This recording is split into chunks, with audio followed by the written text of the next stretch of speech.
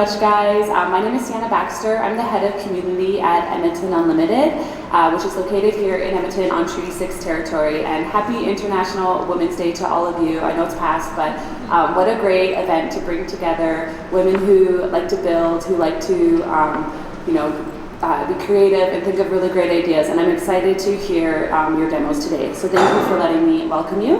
At Edmonton Unlimited, our North Star is the entrepreneurs and innovators in our city. By strengthening our tech and innovation ecosystem and championing entrepreneurs, we like to break down barriers. We're here for making it easier for big thinkers to turn their ideas into real world impact. So whether you're just learning to build stuff, starting a company, scaling up, we meet founders where they are, and we help them get to where they want to go. We are actively developing this vibrant community hub, a gathering place to bring together entrepreneurs, builders, to work together, to collaborate, and to get there faster. Through the creation of a membership-based venture hub, we're strengthening the bridge between entrepreneurs, investors, and expanding the local investor base, enabling ventures with high growth potential to raise money and succeed from Edmonton. So please come find me if you have any questions about Edmonton Unlimited, our resources, and our events. Most of it can be found on our website and our social pages, including LinkedIn. Feel free to connect with me after the event on LinkedIn too. This year we have lots to unveil, so stay tuned there. And we just announced the dates and themes for this year's Edmonton Startup Week, happening October 6th to 10th. So I hope to see you all there. We'll have lots of opportunities for students and some women event too. We host a Women in Tech event. So watch for those, and hopefully we can meet after the event. Thank you so much.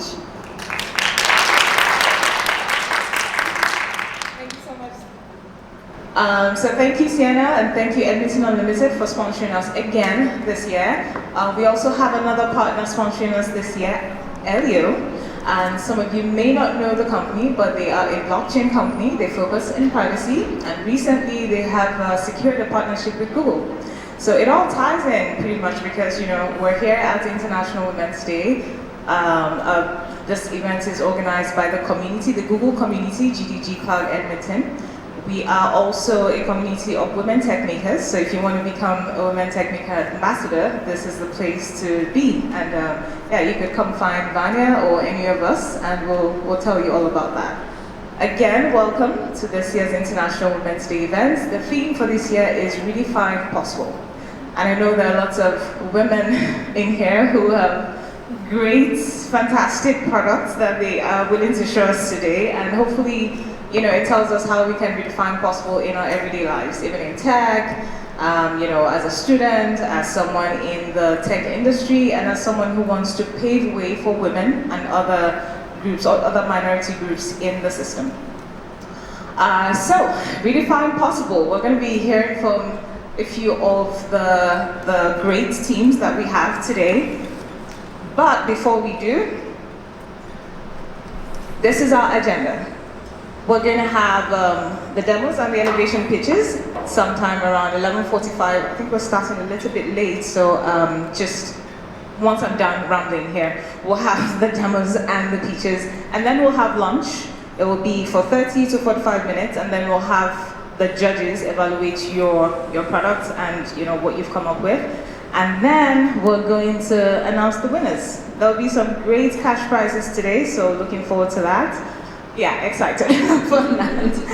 And then the awards and farewell, we're going to do picture taking, networking, and pretty much that will be it for today. Are we excited? All right, so before we begin, just a few things, housekeeping. This is our code of conduct. We are committed to providing a friendly, safe, and welcoming environment for all, regardless of gender, sexual orientation, religion. It doesn't matter, we're all one.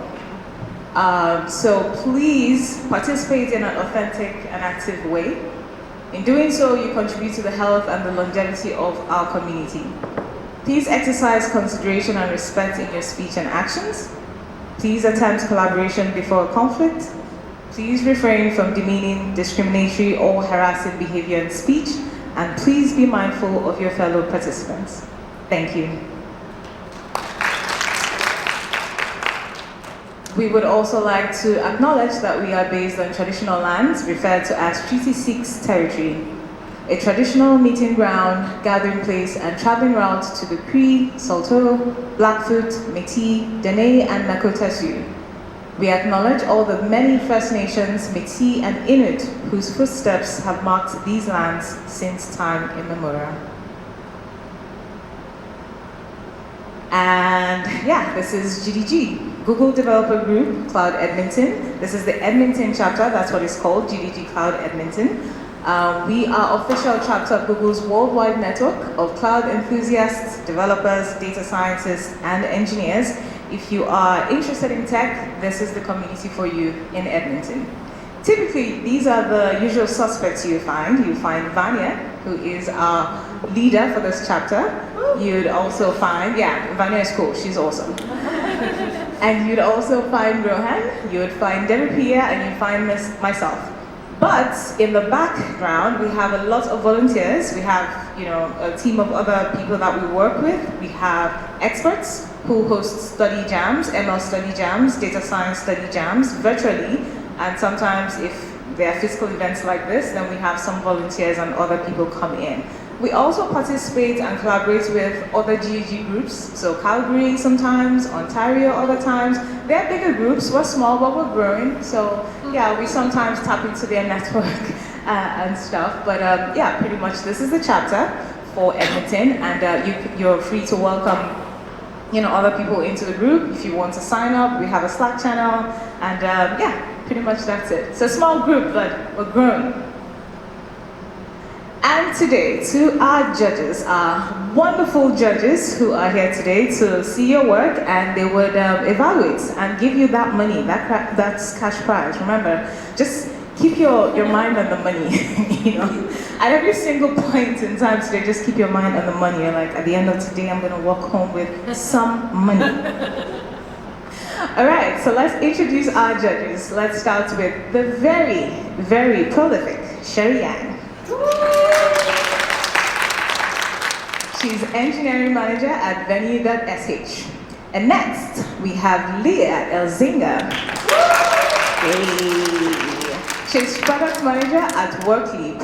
And then we have Charlene McFarlane. She's research manager here at Edmonton Unlimited. And finally, we have Baljit Kaur. She's AI and data science educator at NATE.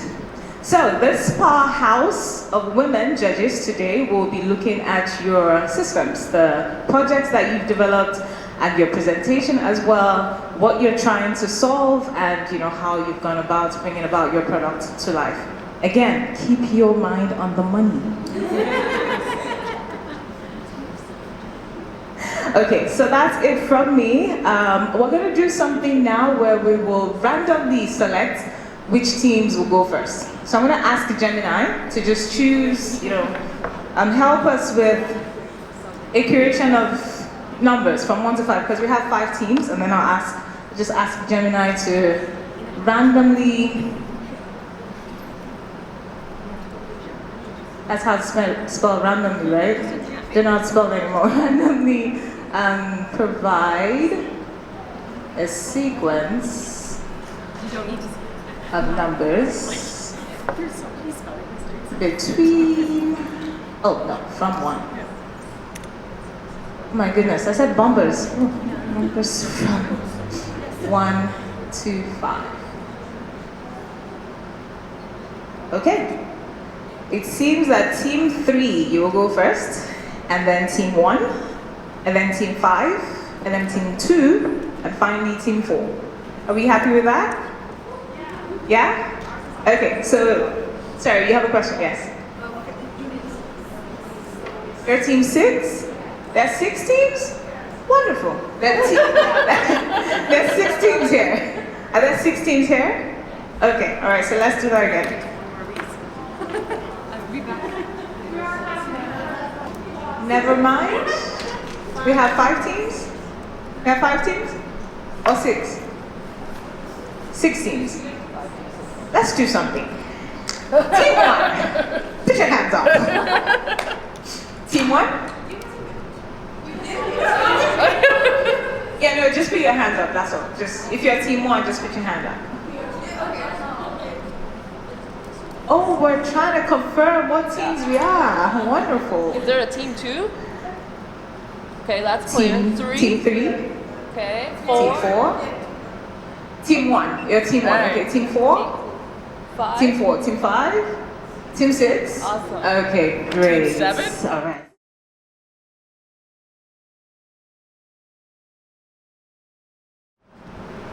Perfect. So let's just take a couple minutes and sit down with this quote. But Jasmine, you're just a princess. I can show you the world. And this is from the famous book Aladdin. Let me show you another quote today, which says, Maid Marian could not match Robin's skill with the bow, but she followed him loyally. What images do these quotes create in your mind? I'm pretty sure you're imagining this frail, weak princess that's just waiting for some brave, courageous man to come rescue her and sweep her off of her feet, right?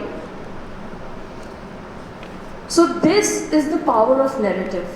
This is the power that literature and art creates when you read them, because it fills your mind with all these images. It convinces you that this is the reality and this is what you should hope for. A study between 1900 and 2000 reveals that male characters, when they are central in books, comprise about 57% of this figure, whereas the females, on the other hand, are only protagonists 31% of the time. Similarly, very popular shows like Peppa Pig, which are being watched by children who are very young, have these male characters called Mr. Bull, which are shown to be these masculine construction workers, which propagates that narrative that these fields are only for men and they are male-dominant fields. And this is where our tool comes in. How to build the confidence and anonymously.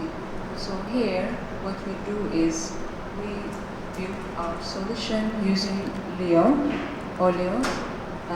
zero knowledge proof. So this solution here, we put the birth date and the gender, then it verifies, and the idea here is it verify the age and gender without collecting the data, so that they go to the platform anonymously.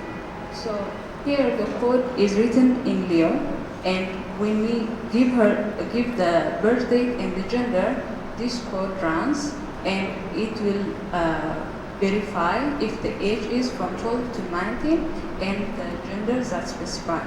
Then if that is true, then the output will be true. Then the next slide, then the user will have the access to that one. If it's false, then this will not be displayed. This slide. Yeah. So the information that we give in the first slide, it will be remaining in the user's device. It will not go anywhere, so the user will use the platform anonymously and confidently. So here, what the system is doing is, you can enter your story or fetch story from the internet, whatever you want to do. Then select the character, the gender, and when you click the generate story, the story will be generated according to your preferences. Cool, thank you, Lua. So why does this solution work?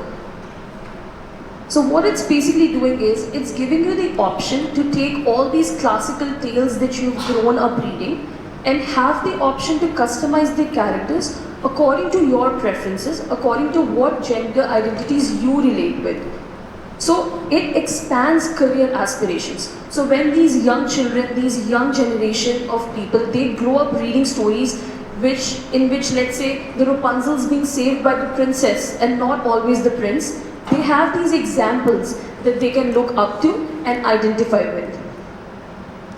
Similarly, this is also including all the other people who also have set ideas about their gender identities. So let's say if men are able to read characters which are much more softer, which are much more inviting, more emotionally mature, this gives them examples too of how they can grow up to be and how this is not the only option to be a tough, male, brave, courageous person who needs to save the world.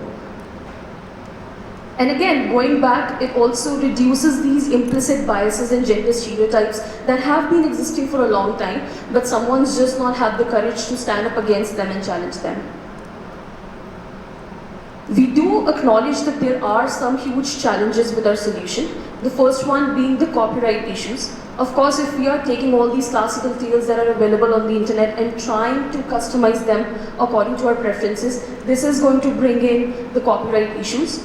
How we plan on tackling this is either we go for licenses for the publications that are open and free for anyone to use, or we also partner with any huge publishing houses and offer our tool as an extension so that they can also feel more relevant and more connected to the younger generation. The second one being story hiccups. Of course, if we are changing the narrative in a story, it is bound to be a little more complicated. It's not always a straightforward thing. We might have to account for the plot lines, and how we plan on mitigating this is integrating better Gemma and Gemini into our product in future so that real-time analysis of the plot can happen and the tool can give a more seamless story for the readers to read. And again, inclusivity and representation. Even me and Luam, when we were working on this project, we realized that there are so many gender identities out there, and we want all of them to feel included. We want all of them to feel that they can use our tool to relate to these stories better. So this is going to be a work in progress for a long time to make sure that we are able to include everyone and that everyone feels welcome. So yeah, just as Didi said, eyes on the money, we are going to talk about what the next phase looks like. Again, we are going to make our tech better. This is a very nascent, a very prototype idea that we came up with. And tech is ever evolving. We want to make sure that our products are ready for the market, ready for people to actually make use of it. So Gemma, Gemini, and Aleo, that's the way to go. But yeah, that is from us today. Thank you so much.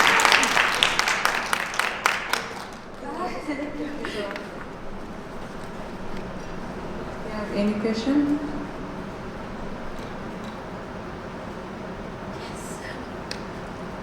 So can you help me understand a little bit? Like, is it just that you're swapping out the characters for male for female kind of thing?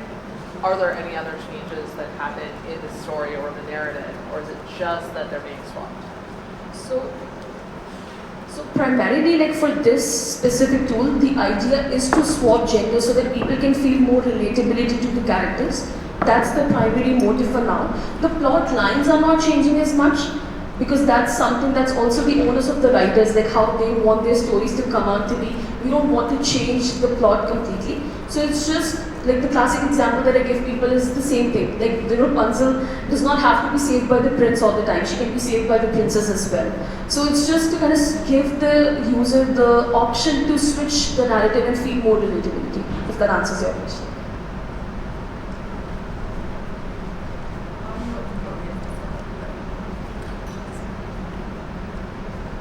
How you are managing your data in the application? So right now we are using JavaScript for us to be able to manipulate these genders and give the output according to what the user wants. As and when more and more data will be there on our platform, let's say if we are fetching the real-time story from the internet and making modifications there, we plan on integrating cloud so that we can better store our data and those modifications can happen at the back end. But for now, I'll be honest, like this tool that we've developed, this is using like barely any data from us right now. And the input criteria that you showed, like a person has to enter the gender and the age. Yeah. Yeah. So are you filtering up the criteria, like what kind of content should be there for a specific age criteria? Yeah, for sure. What you have done in your app? You know the age, which age? Maybe the age, like teens, and So the age or like, is there any criteria to register with your stories? Like even a kid of 10-year-old can register? Yeah. For the age, we are specifying it here from 12 to 19.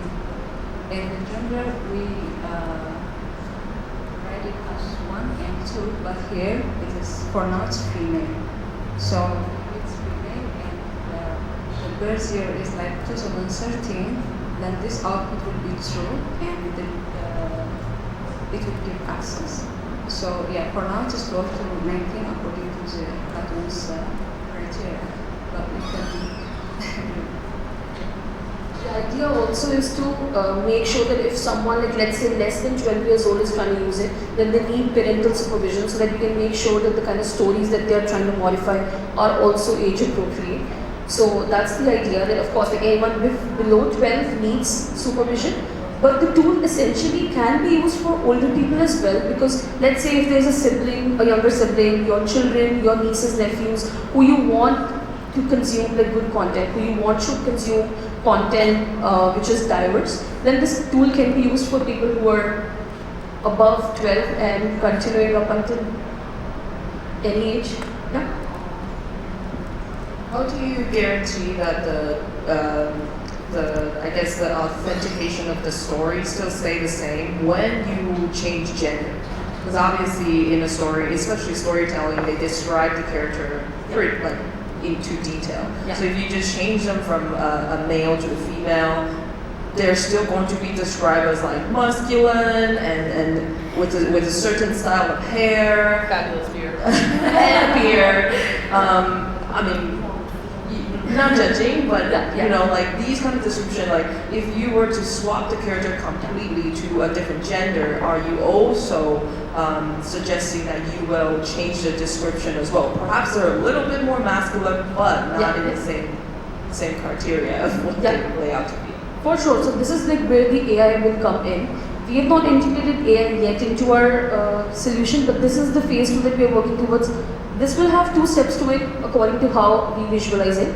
The first one being, again, how the story will make this character fit in. The second one would be to even optimize it a bit more and say less masculine or like less tall, less beard, stuff like that. So these are the 2 phases that it will go through.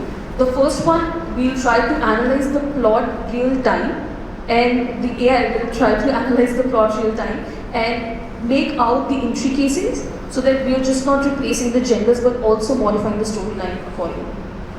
But this is the AI talk, like you let AI do the thing. I just had a question of if you have any kind of competing technologies or other companies out there that are doing something similar. And second fold, like do you have plans to maybe, you know, for younger kids, like I have a 2-year-old, you know, with some visual elements that you can add to the stories as well, because just reading, they don't care. Fair enough. So right now, like when we did a Google search, we couldn't find anyone who's doing something similar. But of course, I feel that with AI tools like ChatGPT, Gemini, this is possible. It's about intent. If let's say someone's reading Snow White and the 7 Dwarfs, it's about their intent on how they want to visualize these characters. They could do like a quick GPT, Gemini lookup, and they should be able to modify the story in a much better way than how we've been able to implement it. But for a solution existing in the market, we don't have anything yet. And talking about the pictures part, we can try to include that. That's a great point. If we are catering to people or children who are very young, their retention is going to come from pictures. But personally, I felt that when I've read a book with no pictures, it's helped me imagine better, as opposed to having a picture there, because then it gets complicated how we are trying to change the narratives and everything. Yeah. So I'm going to give you a little challenge. Yeah. I have a 9-year-old nephew and a 10-year-old stepdaughter. So this is right in your sweet spot a little bit.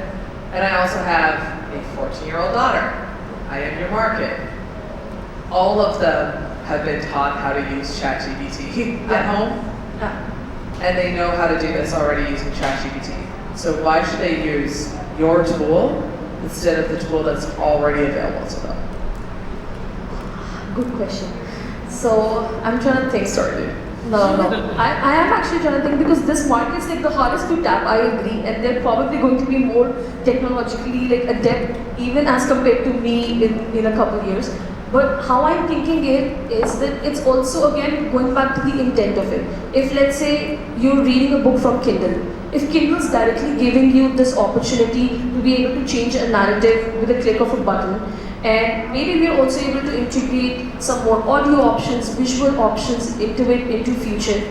What onus does a 14-year-old or a 10-year-old have to first fetch a story, go to ChatGPT, do all these things, and then go back and read the story?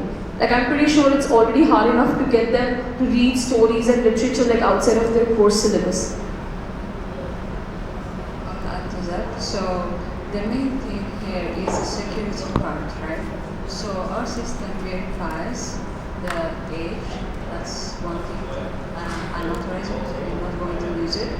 And also the security reasons, like your personal information is not going anywhere, it's secure. So instead of using untrusted websites and everything, then this is a secure part, like you trust your children to give this one, so no one is collecting your data, they're like safe in their own devices. So yeah, that's it.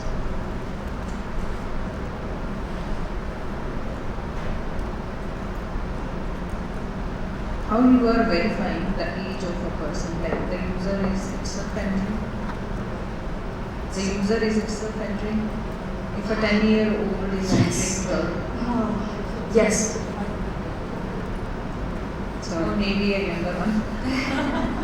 So as I mentioned, it's for now it's 12, but for the future, where as Keshisha mentioned, we are going to build the parental guide so that below 12 can access the system, but still the same system, but they need parental guide to use it.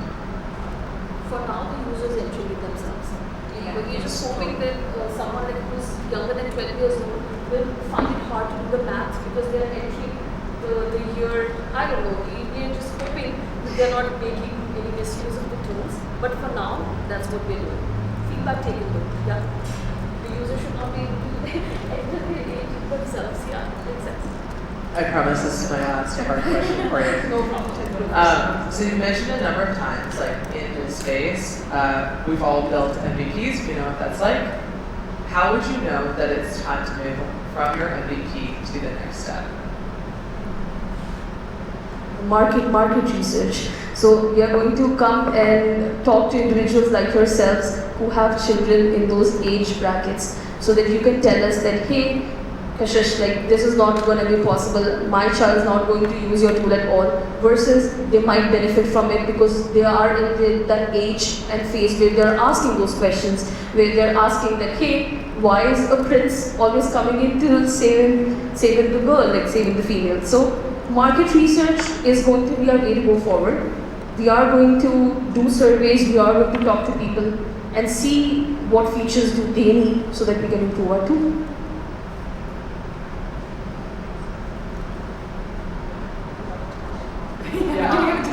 We'll just keep asking questions. You gotta cut us off. Can you just, like, they can demonstrate one right now? No, we need the code. Oh, Yeah. I think we have our videos up on our dev post, but for now we just have the slides. Cool. Perfect. Thank you so much. thank you so much, Team 5. Right, okay, so their mind is on the money. See, they were talking about market research and when it becomes a product. Yeah, so when next teams come forward, please think about that as well. What's the next step forward? How would you, make this something that maybe a Google can invest in, maybe an Aleo can invest in. All right, so the next team, are we ready? Team 2?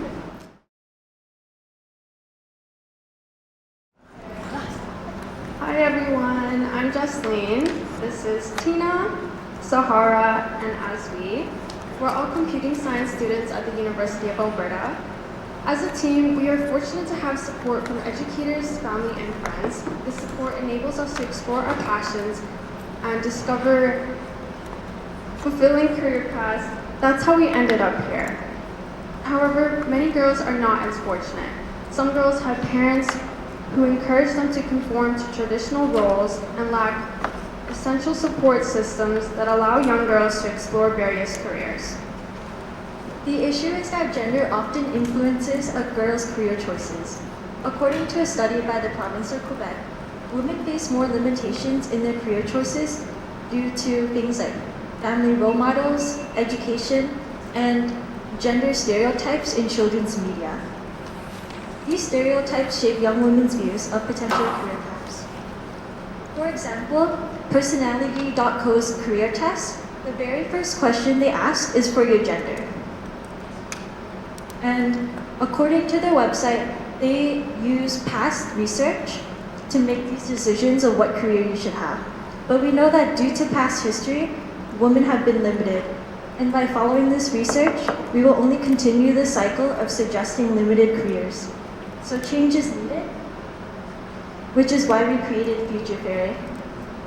Future Fairy is a chatbot designed to help young girls investigate different careers and by providing valuable insights and resources for any career they are curious about. Unlike other websites and chatbots, Future Fairy avoids inherent biases and sexism in its presentation of career options. Instead, it empowers young girls to pursue any career path they wish to follow. Furthermore, it does all of this privately. Future Fairy provides users with encouragement, advice, related careers, and women they can look up to throughout carefully crafted prompts. Using the Gemini API for Gemini Flash, we applied the teachings from the workshops by integrating negative prompting, role-playing, and free-shot learning. An example of negative prompting we use is to tell the bot to avoid giving repetitive responses. This ensures it does not repeat the same advice. And for role-playing, we guided Gemini to assume the role of a career mentor for young girls. We also utilized free-shot learning to provide examples of the types of responses we desired, guiding the structure of the response. More importantly, our chatbot does not engage with inappropriate topics that do not support the safe growth of our users. For example, if a user inputs something like murderer or arsonist, the chatbot will acknowledge their interest, but will clarify that it cannot provide information on support regarding any harmful topics. Instead, it will encourage the user by highlighting the positive paths available to them or suggest that they explore other interests. Our interface is built around React and Byte. By storing conversation history in the session without accounts or tracking, we protect users, especially minors, because conversations stay between the girls and the fairy. Future Fairy could serve as more than just an educational tool for young girls. Numerous initiatives from companies and educational institutions aim to encourage girls to enter male-dominated fields. Examples of these initiatives include YSIS, HYRS, and various events, including this one. Future Fairy can help make these initiatives more focused, popular, and in demand, but it can achieve this only through the use of zero-knowledge proofs, or ZKPs. Zero-knowledge proofs allow for the secure transfer of data between provers, those who provide the data, and verifiers, those who receive it. For example, ZKPs allow for the secure transfer of medical data between a wearable healthcare device and a healthcare provider. Using Aleo's SDK to enable the usage of ZKPs, Future Fairy could send aggregate statistics based on user feedback to tech companies, universities, and women's societies so that they can make more targeted investments in programs, initiatives, or services for young girls. For example, if a large number of girls or users inquire about cybersecurity, tech companies can invest in outreach programs that bring young girls to the field. ZKPs will enable the transfer of statistics without revealing identifiable information about users. The institutions will receive the data will be able to verify that it is accurate. For example, respondents are all actually students. and meets certain standards. For example, respondents are over 13 or the data was collected in compliance with certain laws and regulations, without seeing the sensitive information of the users. This is particularly crucial because the site's primary users will be minors. Not only is the user information protected, but we also ensure that interested parties can still access the necessary resources to enhance the effectiveness of outreach programs.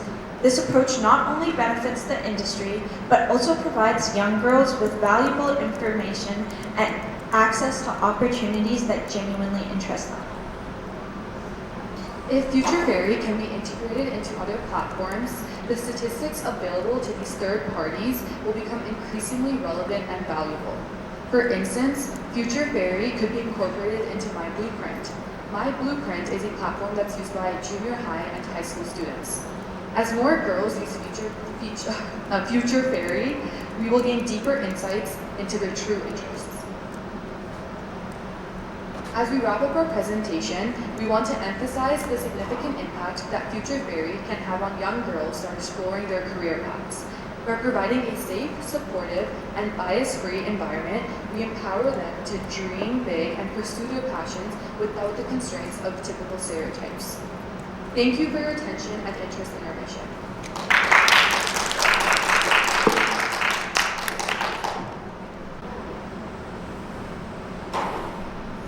So this is one of the ones where you can prompt saying, I'm really interested in using my hands to build things.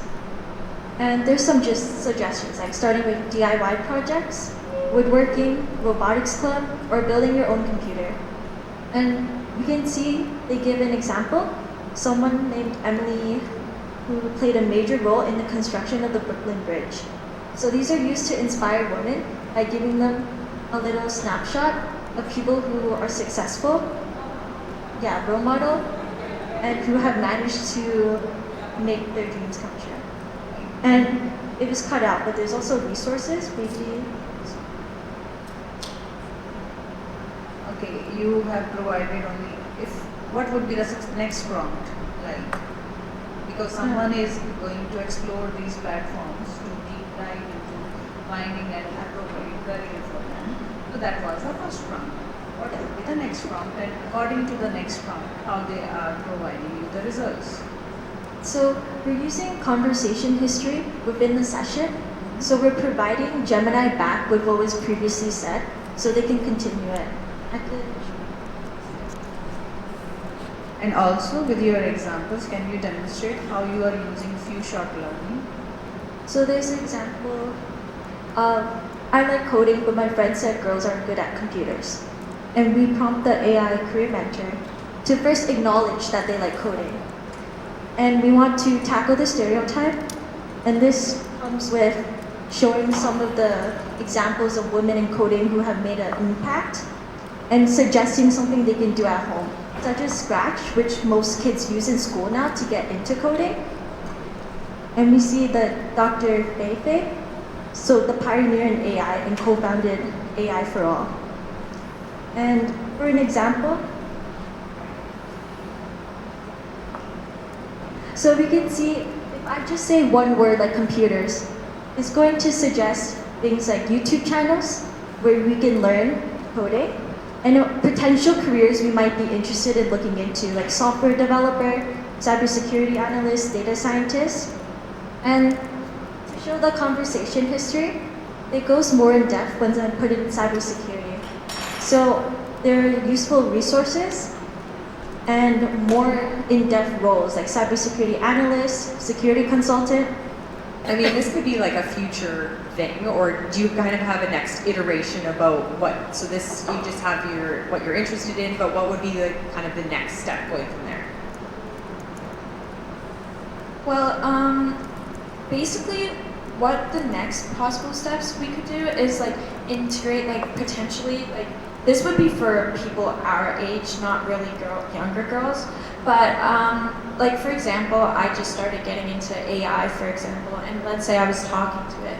Potentially, we could access job boards and offer them opportunities that exist. Like like potentially we could link it to Indeed databases and find a AI internship and offer them as like potential roles that would interest me and get me into the field. Yeah, because it would be good to have maybe a pathway of how you get to those careers, because or what you need to take in school. Like especially if you're in grade 10 or grade 11, you're thinking about where you want to go for university.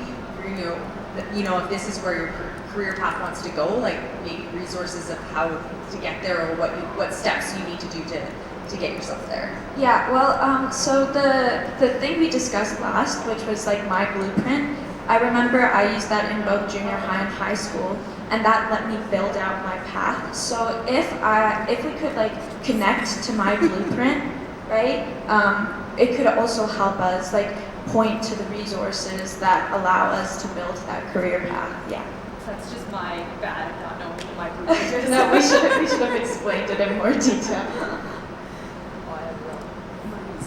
I have similar question about integration with like existing tools and potentially, because I feel like there's an inkling of like money talks here, where you're like potential marketing strategy, partnership strategy with schools and with school platforms, as well as talent research and anything beyond to understand the trend. So could you talk a little bit more about the business idea? Because I don't think a 12-year-old can afford to buy this. Yeah. So instead of marketing to individual like teenagers, we would probably market towards schools and like government platforms, for example. Like again, my blueprint, which is a local thing. So instead of trying to get individuals to buy like ChatGPT 4.0, we would try to get these like school platforms to buy it, so that more girls would have access to it, and that not only provides us with customers, it also helps the people that we give the data to potentially get more information, more accurate aggregate statistics. I just wanted to quickly add on to that. I think some girls, it's harder for them to access things like this at home, especially when their parents have restrictions or, don't allow them internet access to all these things, look at their search history. And school sometimes is a safe space for these girls where they have access to computers, the library. So integrating this or like pushing this for schools, I think that would be a great idea for girls to just hide this from their families if this is an issue at home. I think one real world example we could do is here in Alberta, the high school curriculum requires like a comm class, right? And I know when I took mine, one of the biggest projects for 5th grade is just telling them, what career do you want?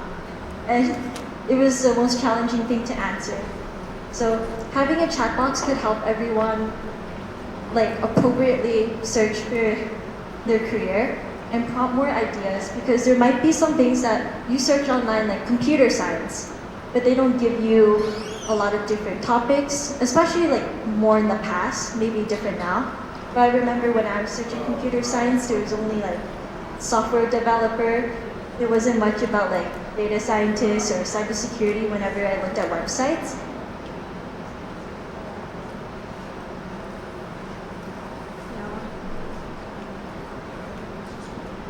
So I just want to say I really, really appreciate you guys thinking about security verification, similar to the first team. It's really great that that this project is also thinking about that. So thank you. The other thing I want to say is that out of curiosity, with some jobs there's risks, and some jobs have higher risks than others. So does your prompt like let people know?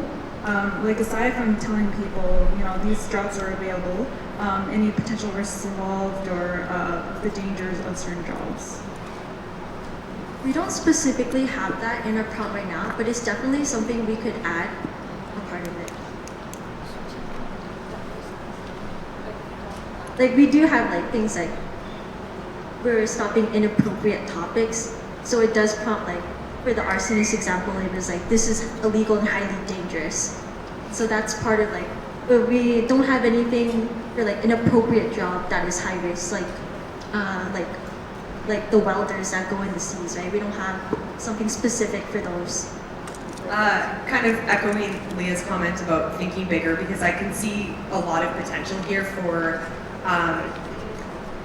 going beyond that. Like of putting in your skill sets, because there's so many non-traditional jobs out there, like a banker or a doctor or whatever. Like all of us are in careers that are not necessarily like what we didn't want to be a firefighter or whatever, type of thing. So I guess at one point and then a question. So I have a feeling that this could be, you could put in your skill sets, like even if you're going to different jobs and saying, well, this is what I've done, what are possible careers that I could go with this? Because, when I graduated from my master's in physics, I had a prof tell me, you're never going to get a job outside of physics. Who wants to hire someone with a physics degree? Well, whatever.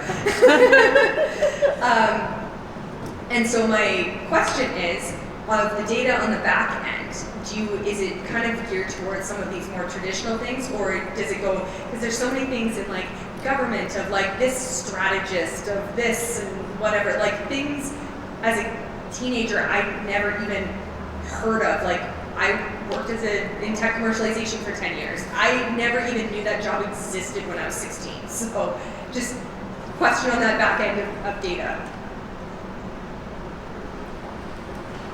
In our prompt, we aren't like too specific on that. We mostly rely on Gemini to provide the examples, but we could definitely add more in-depth like examples, like prompting Gemini, giving them an example, like if the user asks, what are some jobs I can get with XYZ that are not often talked about? And then I could give an example response with the qualifications we gave, like the example you gave.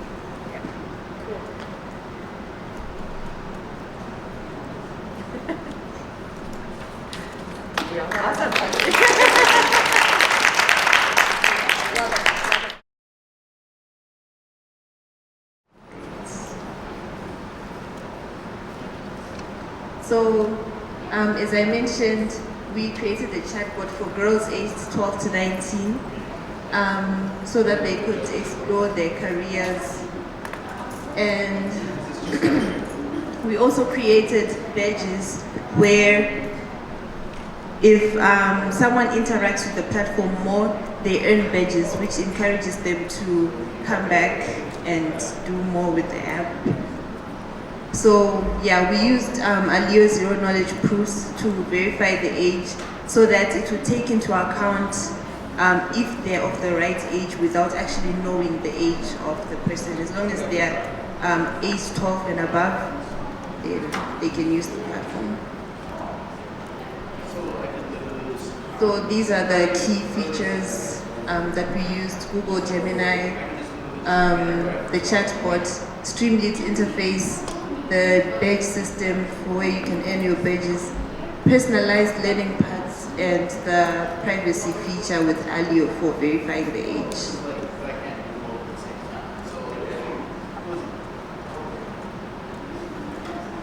Okay, so our target audience was girls as well as educators and mentors, because our platform, once you mention your skills and the path that you want to go through, it will recommend platforms like YouTube, Udemy, platforms like Podi.tech, which offer free information so that you can know more and actually gain the necessary skills that you need, and hopefully earn certificates as well. So the tech stack that we use for this chatbot is basically Streamlit for our front end, the AI which we are using for the conversations between the user is Google Gemini API. So it's like a conversational way going on, like I'm expressing, hey, I'm good at maths, or hey, I am good at problem solving. So what could be the career options for me? So then for privacy, we are using Aleo ZK proofs. So here we are verifying the age using it, and also like we have a badge which gets open like once you have 3 or more than 3 chats. So certain badges open for you. To verify that too, we are using Aleo.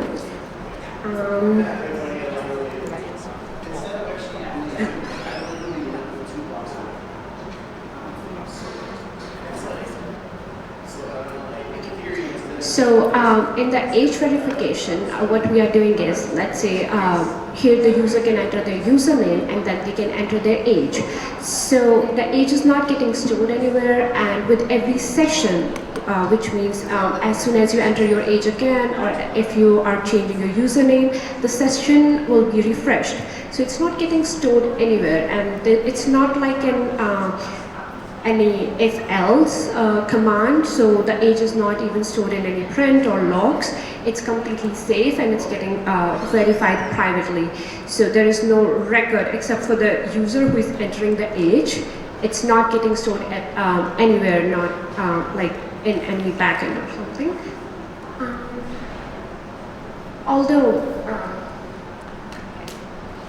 Although there is a restriction in our chatbot that only a person who is either of 12 years old or greater than that can use the chatbot. If you are below 12 years, you cannot access the chatbot. I know the target audience is 12 to 19, but like, why not? If anyone wants to learn, anyone wants the resources, and if anyone wants a learning path, so they can use this chatbot. The chat flow is like basically the user gonna give the username, which can be any random thing. It's just for tracking the session, because when the user decides to go with a different username, it's gonna get refreshed, and that will give you a whole new chat. Then you can enter your age, which will also be only user gonna know about it. And then Gemini will start giving you responses based on your prompt, based on what you are asking about it. And once you have finalized, let's say, I'm going to say, hey, I think I'm going to be a data analyst. So it's also going to generate a learning path, which will show that you have to improve your skills, like you have to be better at data visualization or math. And it's also going to give you the courses that you can refer to, that if you want to start your journey. Because I know whenever I try to learn something new, I always spend hours just going through Google and ChatGPT and Udemy, like where to start, what to do. So it's going to make it easier, and it's going to give you a particular path which anyone can follow, and they can just learn about that. And then, of course, there are badges. So right now, we are going with 5 customized badges, which can be added in future as well. So let's say if you are doing a research, so a research badge is going to be unlocked for you. And if you want to be a web developer, so that badge is going to be unlocked for you. So it's actually promoting the girls that, okay, it's giving them a goal that, and encouraging them in a sense that they can keep on going and keep on researching about it. So this is what the front of our chatbot look like. So we have like the chat section, we have the badge dashboard, which will show all the badges that are available right now. And my badges, the user can track the badges which are unlocked specifically for them. And there is the username, and you can enter your age as well. So it's not, again, it's not getting stored anywhere. As soon as the session is refreshed, everything will get refreshed as well. This is the learning path that I talked about, that when the user has finalized a career, let's say the user going to say, okay, I'm going to be a data analyst. So all the suggestions, all the projects that the user can do, all the YouTube, Coursera, and the courses recommendations will be there as well. And the best part is the user can actually download the chat as well as the learning path for future reference, because since the chat is getting refreshed, but they do want something to refer to, like what was my learning path. So they can actually download it, store it, and use it for future. This is the badge dashboard looks like, which was the second feature of our chatbot.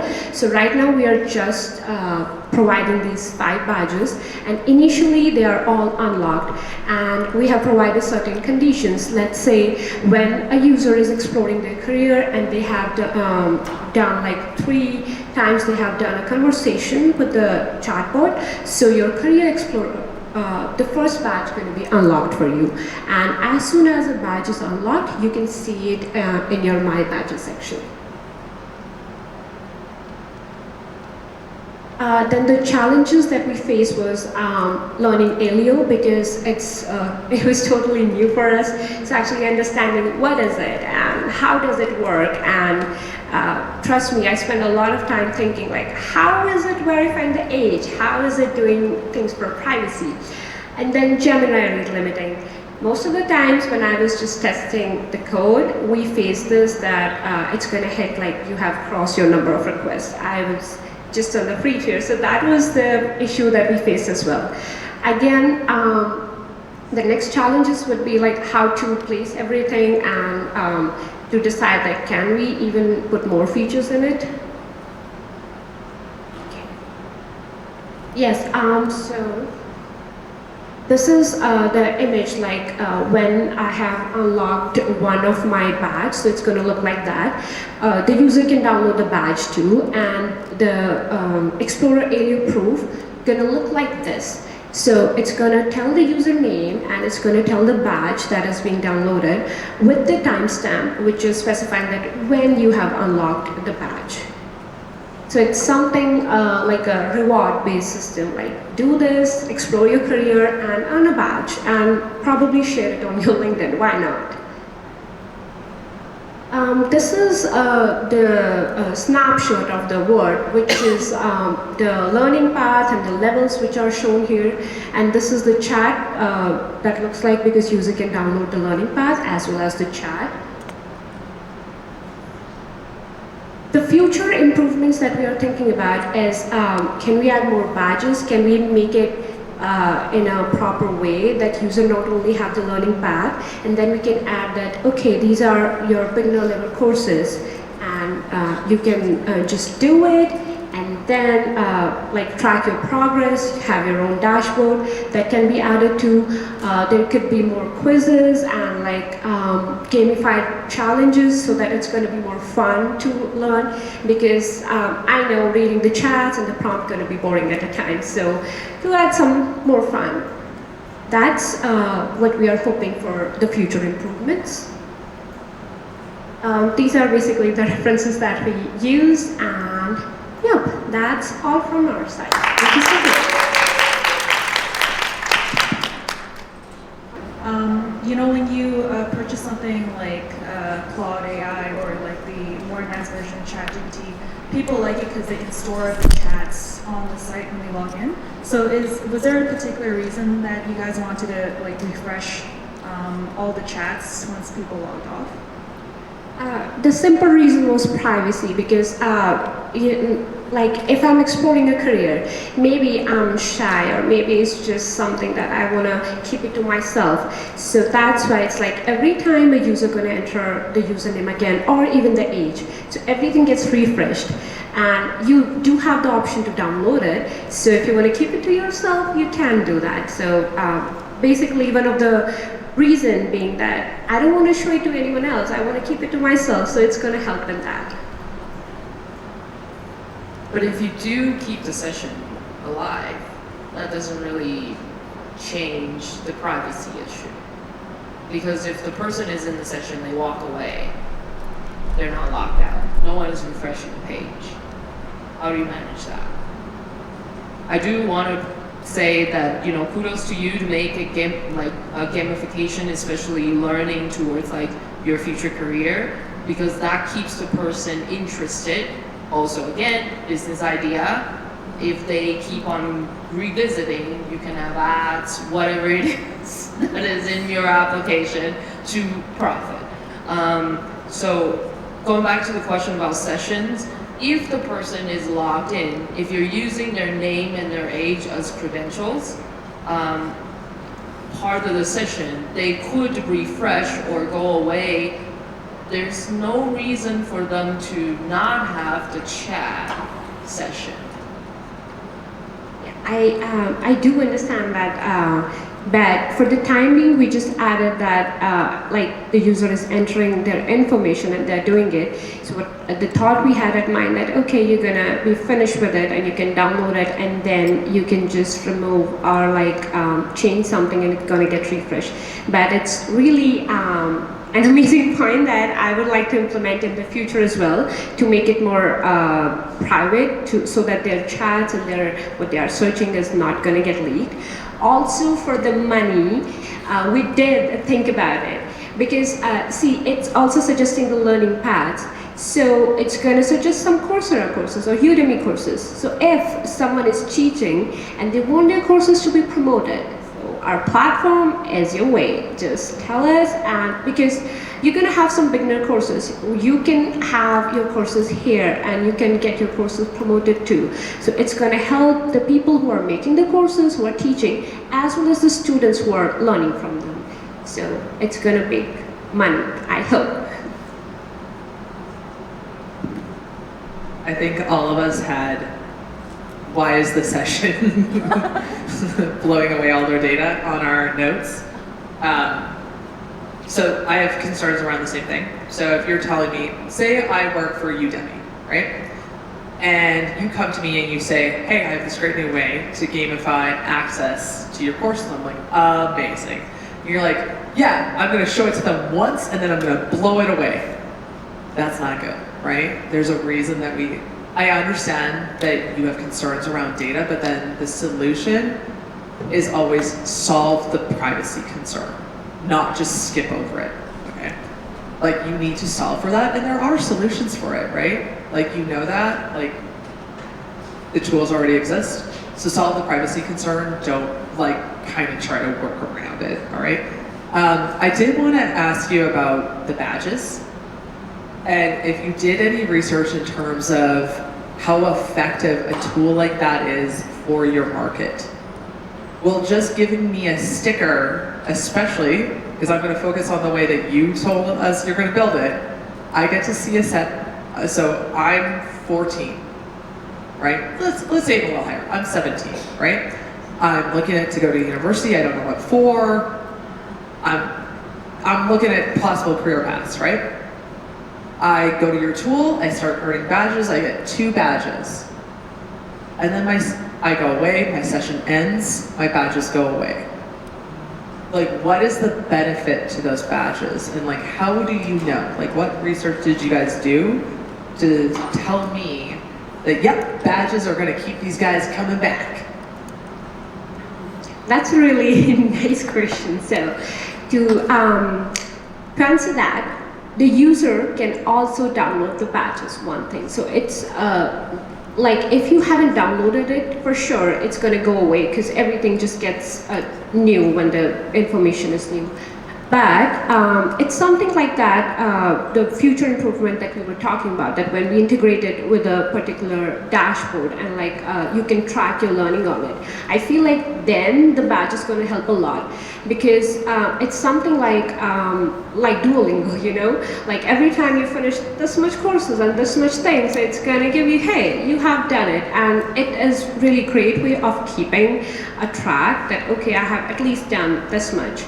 And I also take it into mind that, yeah, a little bit encouragement is actually going to be helpful. But yes, for the future use, if we're going to make it like a full-on pathway where you can track your progress, whatever you're learning, and if we are integrating that into it, I feel like the badges can be really helpful, and it can give a certain checkpoint that, okay, I have, in my journey to move towards this career, I have done this much, so. So, a little bit of feedback on that. What is, like, I knew you were going to say Duolingo.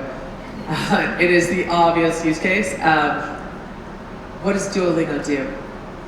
It not only saves your information, but then it uses that saved information to prompt you to come back to the tool, right? it doesn't force you to download a badge. And in your case, if I download my badge and then I come back and I start a new session, I'm going to earn the same badges over again. So it's just something for you to consider, especially when you guys are like just thinking about how to present this stuff. And just for like anybody actually, including these guys, when you're thinking about like the next step, the first step still needs to be a product that customers love. That people, like we always hear MVP and we think minimum viable product, how can I get out there? It's not a school project, right? It is a product that people will actually use, strangers will use. So I want you to really consider, would a stranger do this? Or would this only be okay for a school project? For school, yes, absolutely. But would I put this in market? No, because it's not quite at that V1. Like it's not enough that it would keep people coming back. So hopefully everybody else heard that too. So when you hear MVP, a lot of the time we say MLP, which is minimum lovable product. Duolingo was successful because people loved it right away. And then it caught fire. That's why a big part of it was successful, actually. Just something to keep in mind, because if you're going to use a Duolingo example, I'm going to compare you to them. No, of course. It was a trap, I'm sorry. I do get your point, and I know that right now we're not at a place where we can launch it like that and we can expect like that many people interacting with it. But still, I'm going to just focus that at a beginner level for someone who is totally lost and confused, it's still going to be helpful in a way. But given your all suggestions, I feel like yes, this product with more improvements and focus on privacy, it can do a lot better.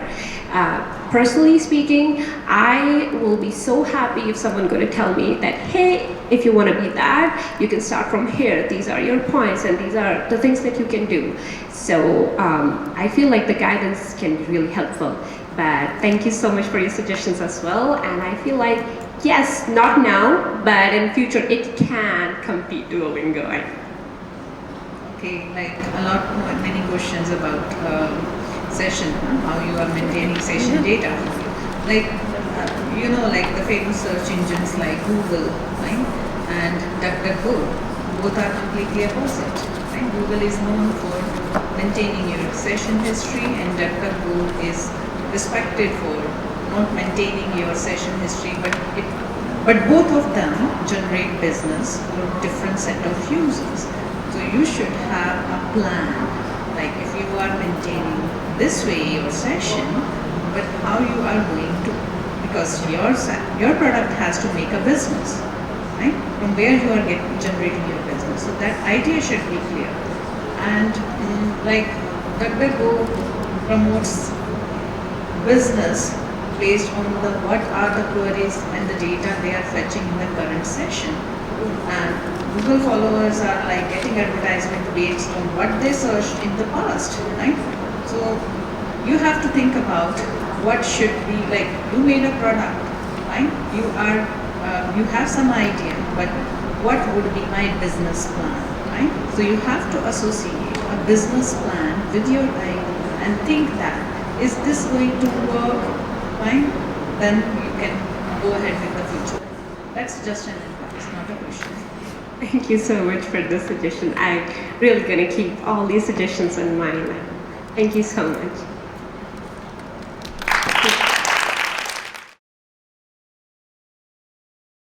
Smart solution to break barriers by giving young girls the exposure, guidance, and connections that they need to pursue any career with confidence. My name's Ria, this is Chloe, and this is Sai Vaishnavi. The reason we chose the North Star as part of our logo is because it actually consists of 3 stars. This symbolizes the support, community, and connections that are needed to achieve a goal. In our case, it would be the app, user, and the community. We are addressing the critical issue of, just a second. We are addressing the critical issue of gender stereotypes and the lack of empowerment limiting young women's career choices, a topic that many of us have probably faced today. In 2024, Women made up just 24% of the STEM workforce, with gender equity projected to take over a century with the current trends.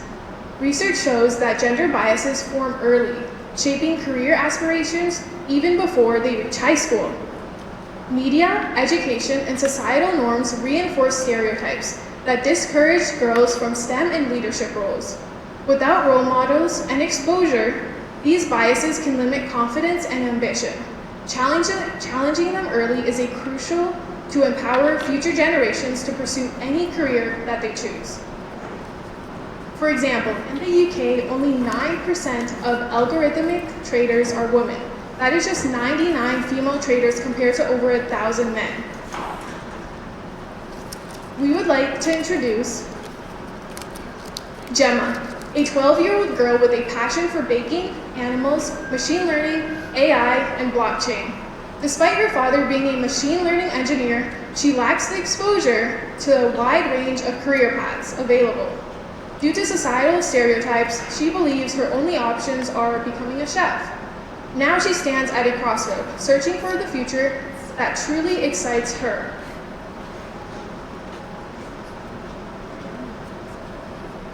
So here's our proposed solution for that problem. Exposure is an app that breaks barriers by providing girls with exposure, guidance, and connections to pursue their dreams with accessibility. So the first feature that the user first sees when they open the app is a person of the day. So every single day, a woman is featured from various different career paths. And as you can see, if you click on the star icon on the top left corner, you can see the previous person of the day profiles, and in turn, this gives the girls exposure to different various career paths. Here is the profile and chat tab for the app. So here we're seeing Gemma's profile. This is a Gemini history where Gemma asks Gemini for machine learning engineer. And here's another history where she chats with a girl named Aleo.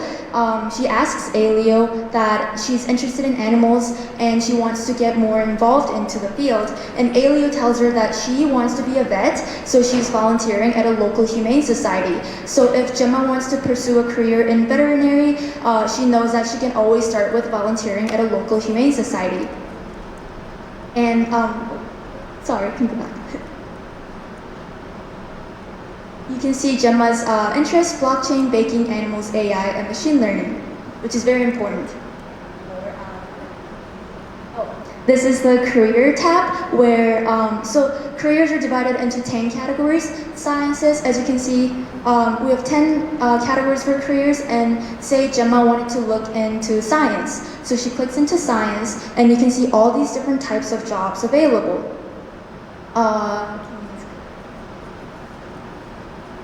Here, Gemma clicks into quantum computing research because she's interested in quantum computing. You can see all the discussion posts posted by different girls, and she can start a discussion or ask questions anonymously.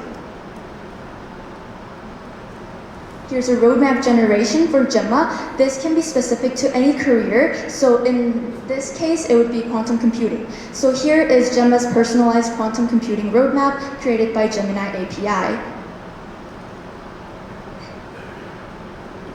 This is the future me. So here we can see Gemma working as a quantum computing researcher.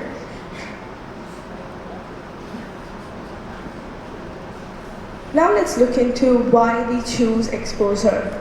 We mainly tackle three main areas. One is breaking stereotypes. Our app helps young women to explore a wide range of career options, and especially the ones that are male-dominated, like tech or engineering. By exploring them, it basically gives them a diverse career options. Second is inspiring real-world examples.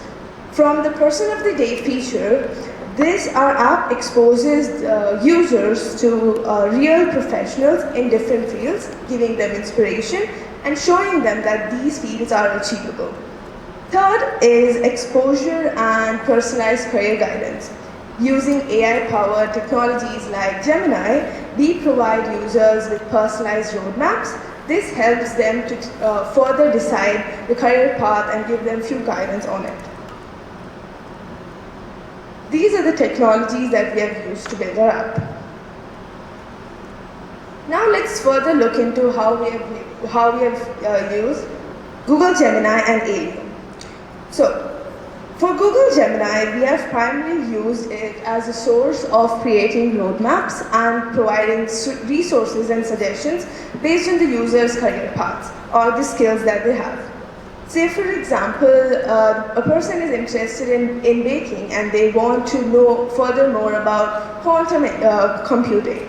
So, using Gemini, we prompt project suggestions such as quantum algorithms that basically that might optimize the recipes.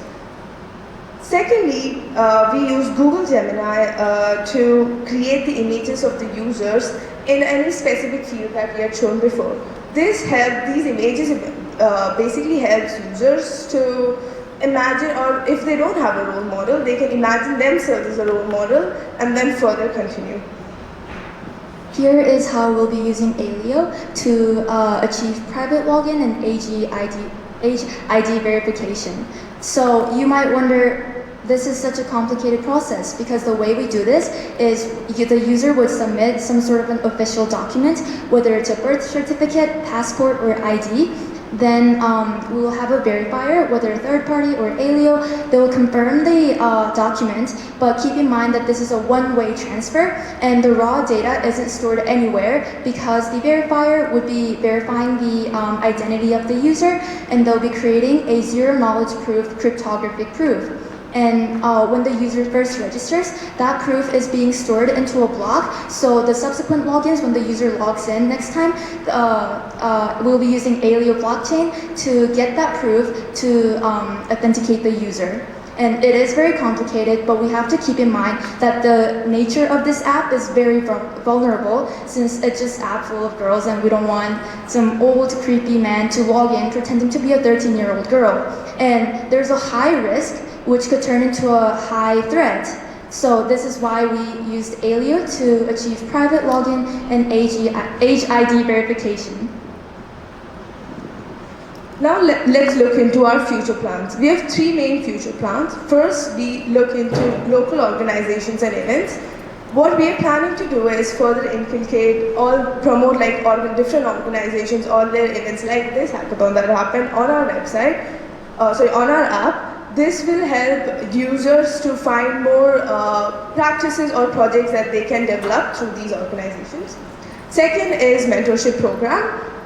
We'll try to introduce, try to connect basically all the users to the professionals, real professionals in the field. We can do it with the feature that we have, like the person of the day. We can ask them to be as a mentor for the week, and then the users have an option to ask questions, gather more details, ask them how their field was, how their journey has been, and more resources. Thirdly is going to be, we will also try to inculcate a financial opportunity.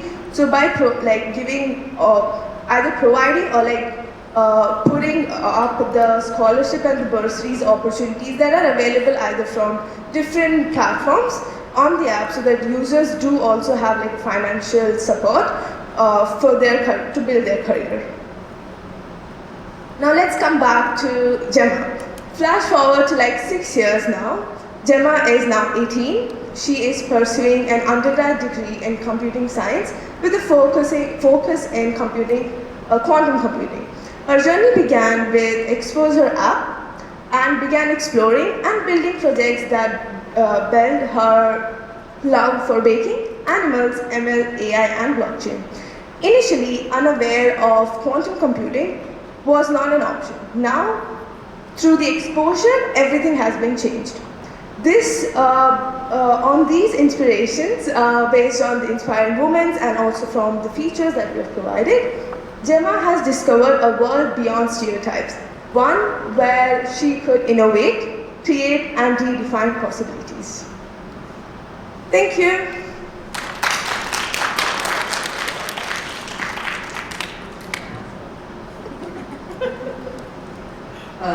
Great. great presentation. I love it. I love the fact that you have a full-blown demo. That user experience is really great for the age demographic.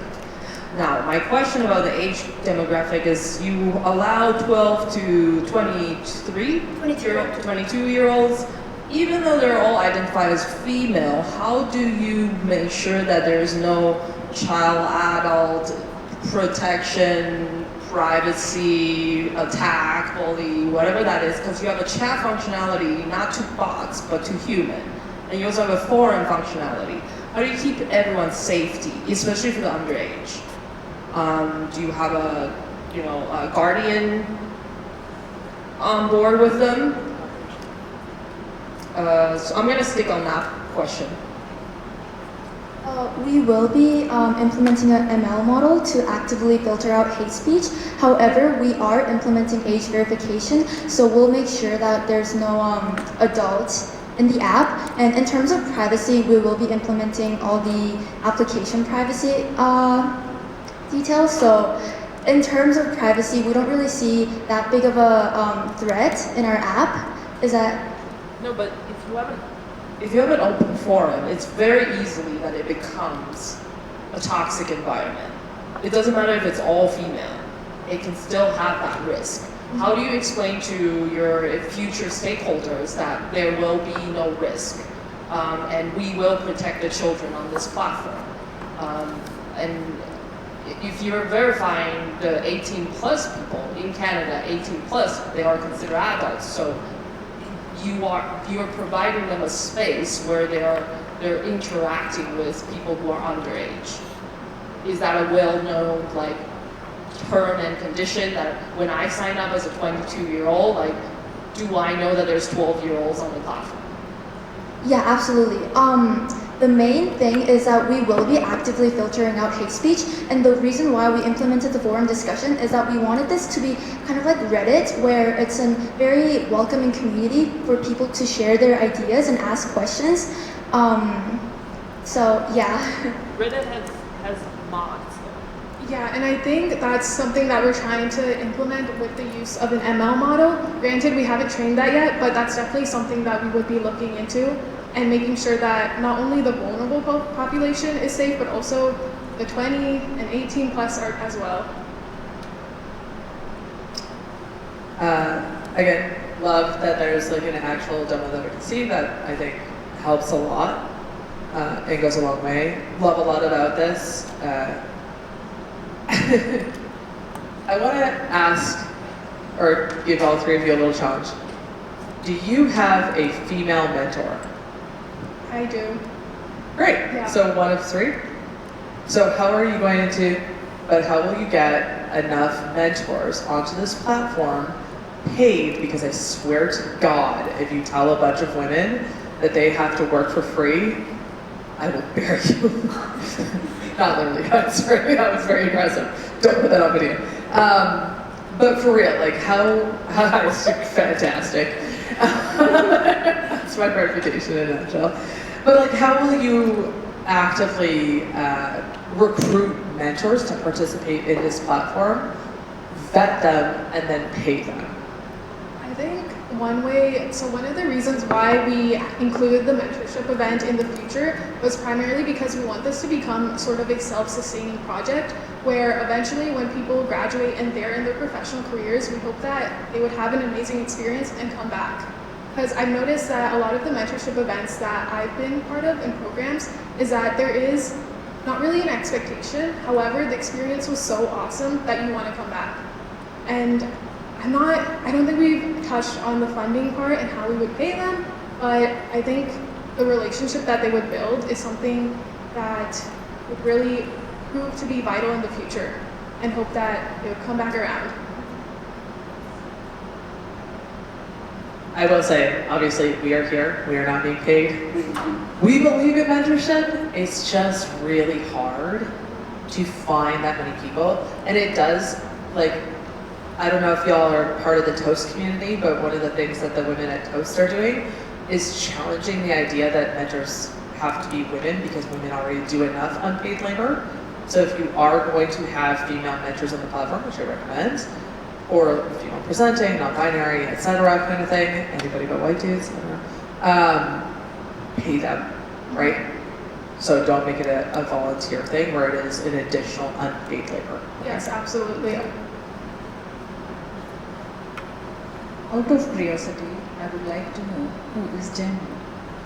She is a real character or created by who is Gemma? Oh, yes, Gemma, the picture of Gemma was actually generated by Gemini API. Oh, we and know. we use the name Gemma because of Gemma, Google. That's true. Her beads are connected, guys. So when I'm going to register, right, how I am supposed to, I'm supposed to share my picture or my AI generated picture?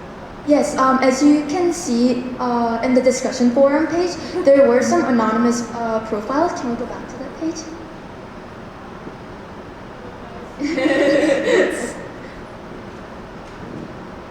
Just want to know, your platform is going to store the profile picture?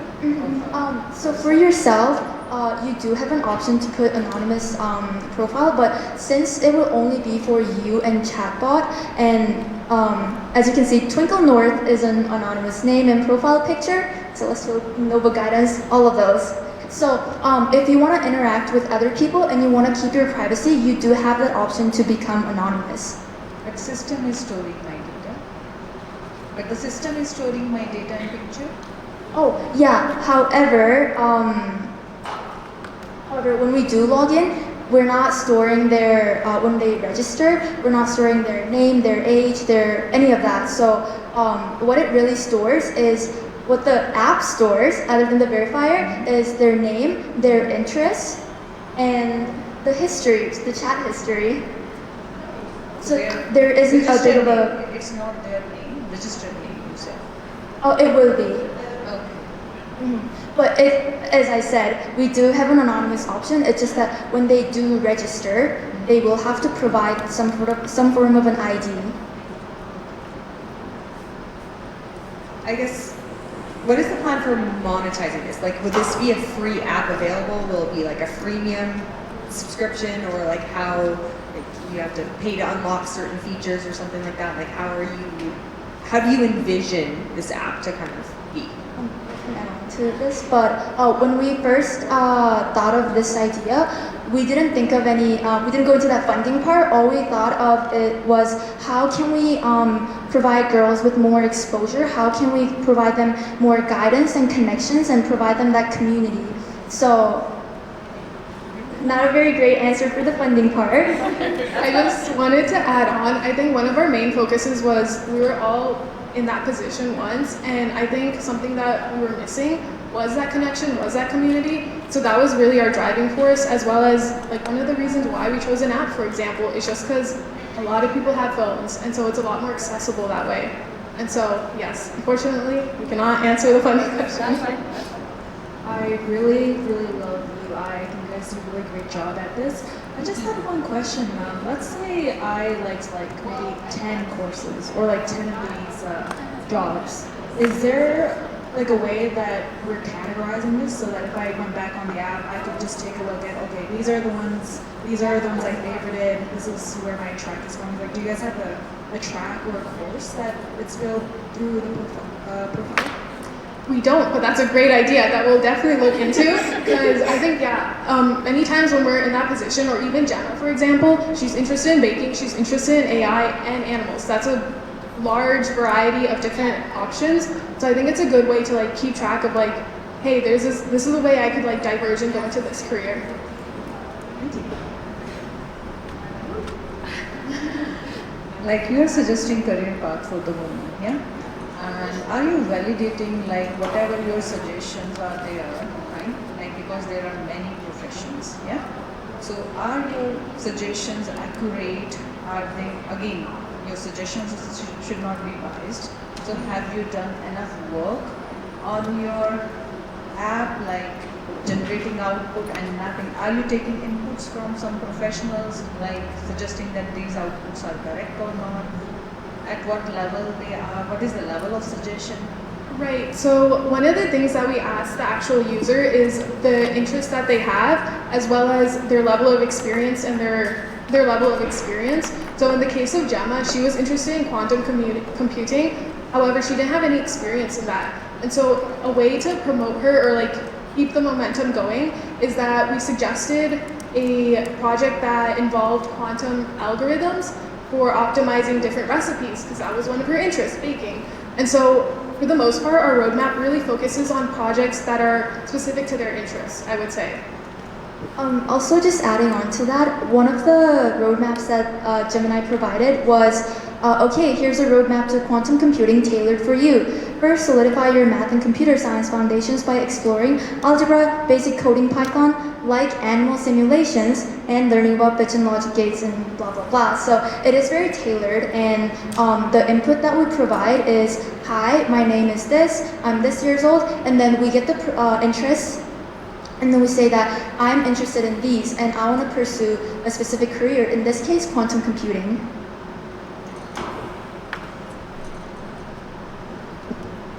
I got one last one. So one thing I think about a lot is the way that my daughters use Snapchat, which is wildly different than how it was originally designed. So how do you think you're going to be able to manage? It's kind of come back to that idea of moderation. I know that you've called out hate speech. When girls bully each other, it's subtle and it's not necessarily hate speech in a way that would be identifiable. I don't think. Maybe the models have gotten better. Have you considered some sort of like human in the mix, some sort of moderation here? Or do you think that it is an acceptable risk in order to enable this like person-to-person chat? So again, I guess, let me summarize here. Is the risk associated with the chats worth it for the reward? To have these girls chat with each other. Because girls can be mean. So for that, we have not implemented this feature, but one thing that we can implement is, yes, we will make a model that will remove hate speeches and all that, but we'll try to train the model. After it's trained, we can still train it based on, we can have a feature, say for example, if there is any kind of hate speech that's going on, but the model did not detect it, we can have a feature saying that, yes, this is kind of in a hate direction, and we can train the chats that we have, we can send it to our model and retrain it, so that model becomes more accurate in training and actually checking or like segregating between, yes, it is a hate speech or not. Also, just adding on to this, we discussed this briefly, but we didn't actually include it. But here you can see all the downvotes. So here, Aleo is saying, is quantum computing actually useful today, or is it just overhyped? There's 20 comments, 7 downvotes. So maybe there's a heated argument going on in that discussion post. And maybe we talked about it, not included in our slides, but if there's a lot of number of downvotes, we could have person involved. But I do think this risk is very acceptable, especially with the machine learning involved. It's like every other popular app, like say Roblox. Roblox uses a lot of their resources to develop their machine learning model so that they can filter out the hate speech appropriately. I just wanted to say that was a very good answer, because I think especially as women, we tend to be too conservative and we don't take enough risks. So mostly I just want to know that you are taking this risk intentionally. Okay? So risks are good if they're smart, okay?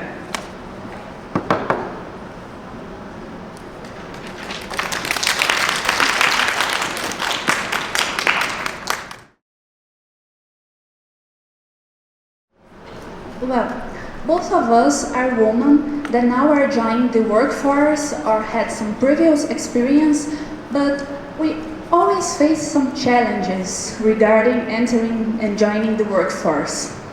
Well, when we talked about that, we saw that not only it was our perception, but it was the reality.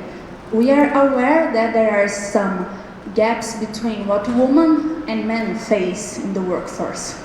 Well, if we look into some data, we'll see that women in entry-level tech roles are 37% of the people. But when you look at the tech CEO, they are only 15%. Where are these women? What happened to them? Women in tech roles are 25%. We see that something is not right there. Also, when we look how women are perceived in STEM, STEM, we see that when women are trying to propose something, when they are not anonymous, they got only 18% of acceptance rate, but when they are anonymous, they got 30%. Well, I know many of you already know about this data, but when you look that women apply as women, when they got their resume, they get 30% less likely to get a job interview. And when they have children at home, they get 35% less likely to get a job interview. Well, what we thought about after looking at data is that resume is the gatekeeper. Well, and what if we deal with the resume screening? What can we do about that? So we thought about how we can fix this issue. And the thing is, sometimes in our resumes, we have like gendered words, especially when it comes to French resumes.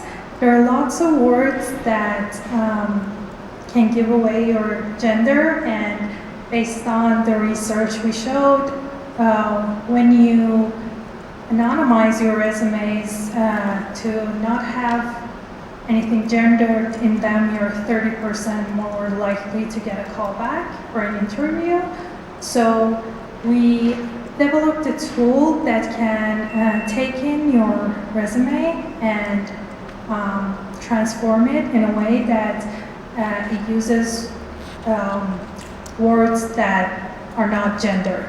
So in the English example, we have like some words like policeman or actress and stuff like that show your gender. But more importantly, in the French resumes, there is, you can use this tool as well, but since I'm guessing you don't have a French resume at hand, we're going to show it to you here. Here we have the input text, that is our resume. We have a resume in French right here. And when you submit, you get the generate text that is a gender neutral version of it. Also, we are masking the name, the non-word, and the male. So that's not a way that the HR can notice if we are gender. Yeah, so this resume is actually this is written in masculine, but we can see here like passionate, and here we have like the two feminine and masculine option here, so you wouldn't know the person who wrote this. Did they wrote it in masculine form or feminine form? It just writes both options here. This is another resume, but this one is for men, and it's written with feminine words, but like the other one, you also get both options here. So yeah, both resumes of men and women at the end would have the same outcome. And well, if you submit a lot of resumes, you have a mapping in the end of the generate text. So after the person look at the resume, they can see that person 1 is Pierre, person 2 is someone else. But as you all know, just like submitting a resume and having someone take a look at it, that's not the only thing. There are other steps. You get the interview, they're gonna see you're a woman. That's not, we're not fixing the whole problem, but this is just one step that's gonna fix the bias that there is in the first step of hiring someone. But also some things that we can do with this product is having it be an industry standard to use this tool for like the hiring managers and people who are trying to employ and hire people use this tool. Also, people who want to submit their resumes, they can use this tool to maybe get some suggestions of how they can change some wordings in their resume so that it doesn't show their gender. But that's just in the first step of getting hired. That's just the resume part. At large, we need like systematic change, and for that we need, first of all, education and events like this that make people aware of this issue. Thank you so much. Can you go back to your example, please? I just have like a really specific question about the way that the output was formatted that I'm curious about. Okay, so when we go to Mafid here, right? You see how it's like expect there? But I would have expected it to be, yeah, in the generated text, I would have expected it to have been in brackets, but instead it's like the dash there. Is that the expected convention? Yeah, when we were testing the output, we tried to use the bracket. Oh, well, parentheses, yeah. Yeah, but that's how Gemini, and I actually tried with some other, with ChatGPT, and both of them got the same output, the dash. So after we asked, they told us it's how it's any standard. So I believed in them, actually. Sorry, who did you ask them? To Gemini. Okay. I asked Gemini if that was a convention, and it told me it is. I also asked ChatGPT and told me it's a convention of how it is gender neutral. Interesting. Maybe it's a difference between France and Quebec. Yep. Can you talk a little bit more about the architecture of this? Like in terms of implementing it, obviously the user experience is simplified, straightforward. You know, I know why I'm here, and I would try to anonymize my resume. That's the purpose. But what is the business proposition here in terms of moving forward with everything that you get to see? Because resume is kind of personal. That's a good question. We used the Gemini API to do this, and I'm not sure if they do store your data or not. We did the model with the Gemini, and we also used the radio as the front end. Yeah.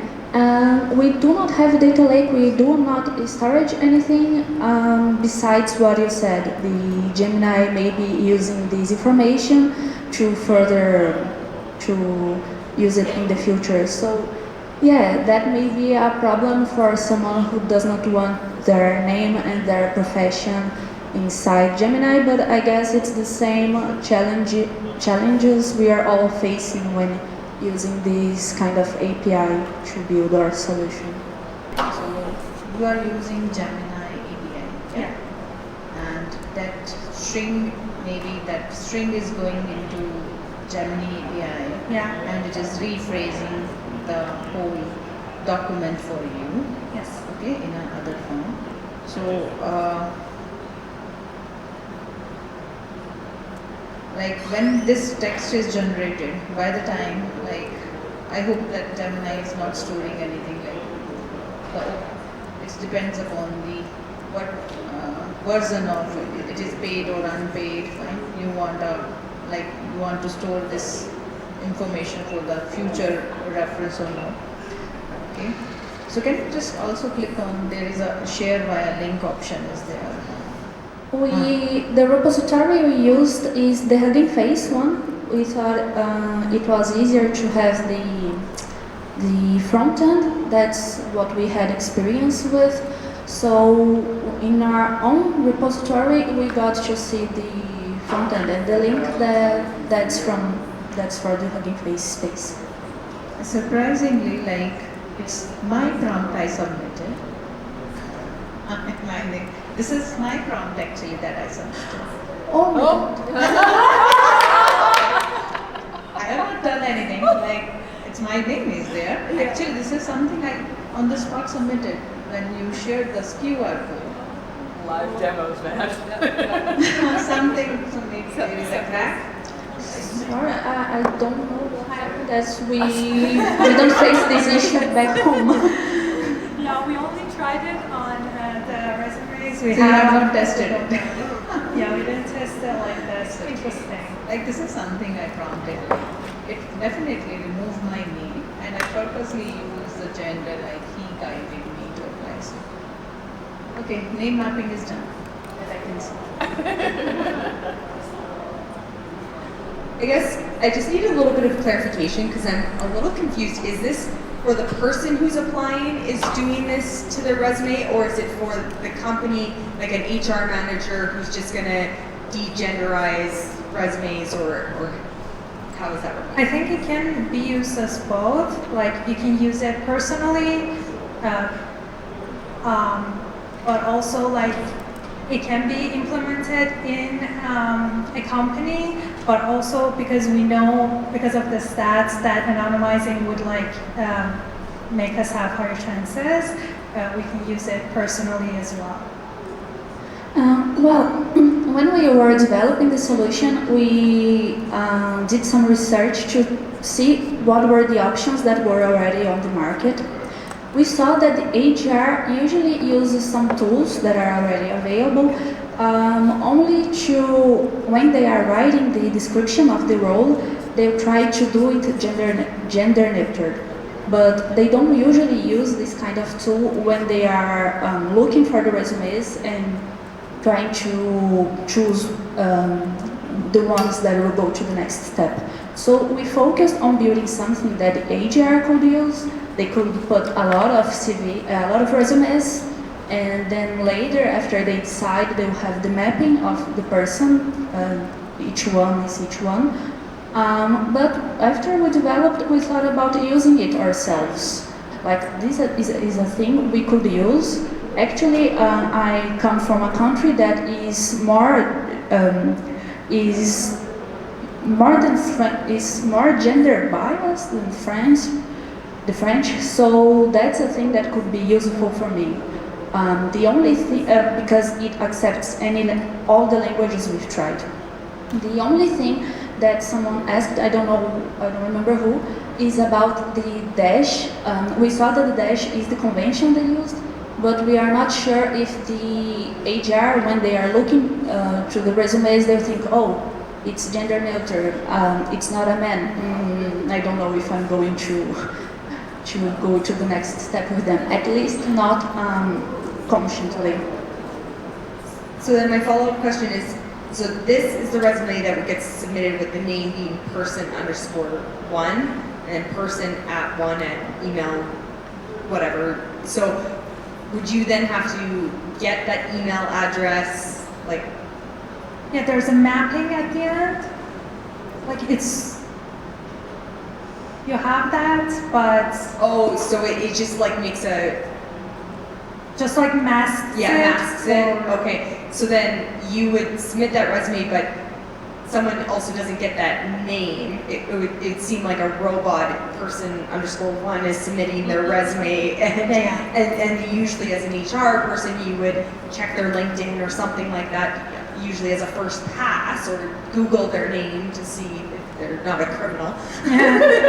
So if there just doesn't have a name associated with it, that's going to probably be a problem. Yeah, for the personal usage of it, yeah, that wouldn't work. But For the HR people, it would be like we do it, because I feel like they did this in school whenever we wrote tests.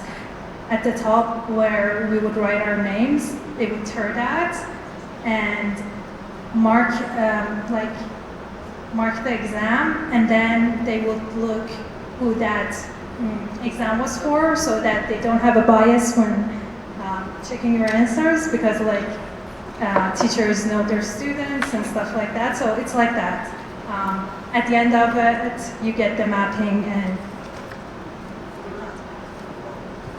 Yeah, and about the LinkedIn, we thought about that when we were developing our solution. We thought, oh, and if we do that on LinkedIn, but we faced a lot of issues about a lot of things we should think about, and it will take more time.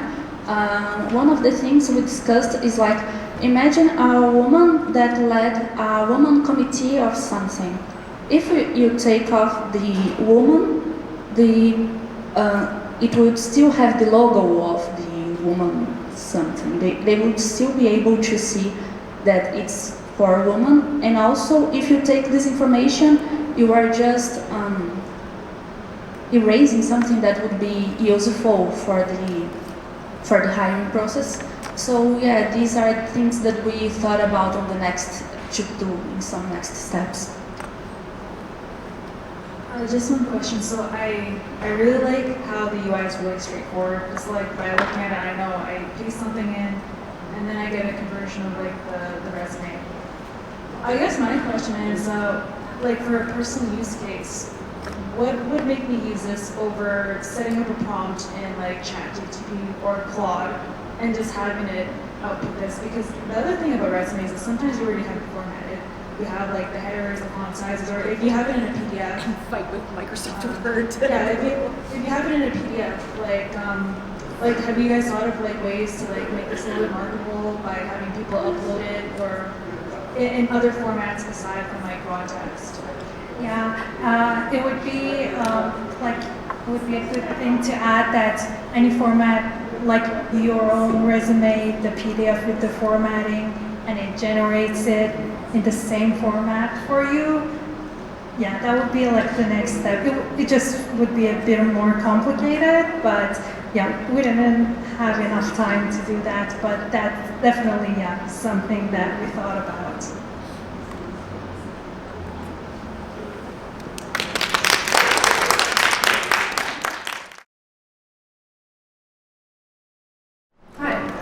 Welcome to our presentation. My name is Lena. I'm a fourth year computer science student at the University of Alberta, and I've done a couple of hackathons. I heard about this one from another one, so the chain keeps going.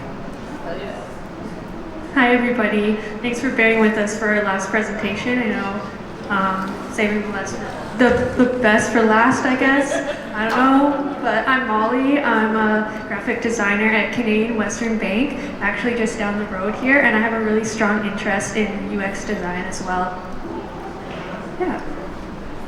So our inspiration for the project actually came from a friend of ours who works at Careers Next Generation. Our friend Steph helped host a 2-day spring break camp where high school girls aged grade 11 and 12 had the chance to participate in a variety of different trades in person. And she really mentioned that the lack of access to female role models and mentors, they often struggle to navigate in career paths and build the necessary network. So we had a great idea to create our app. Yeah, so basically it's a mentor-mentee matching app for young women in STEM. Our friend also mentioned the Scully effect. I don't know if you've heard of it, but there used to be a show, I think it's still running, the X-Files in the 90s. And there was a character called Dana Scully, and she inspired 43% of women, like a whole generation basically, to go into STEM. So yeah, it's a great cause. It's very well researched. So yeah, a little bit more about the app. Basically, it will connect the mentees and mentors and matches aspiring girls with accomplished women in STEM. And it will address the lack of female role models and mentors for young girls interested in the field. And also, it will help build a lot of confidence in girls to explore different career paths and achieve their full potential. So this is the brand identity that we created for the project. Since I am a graphic designer, I needed to create a logo. It reflects the softness of a pearl and also symbolizes resilience for young girls and women, as well as also ode to the coding language Perl as well. Thanks.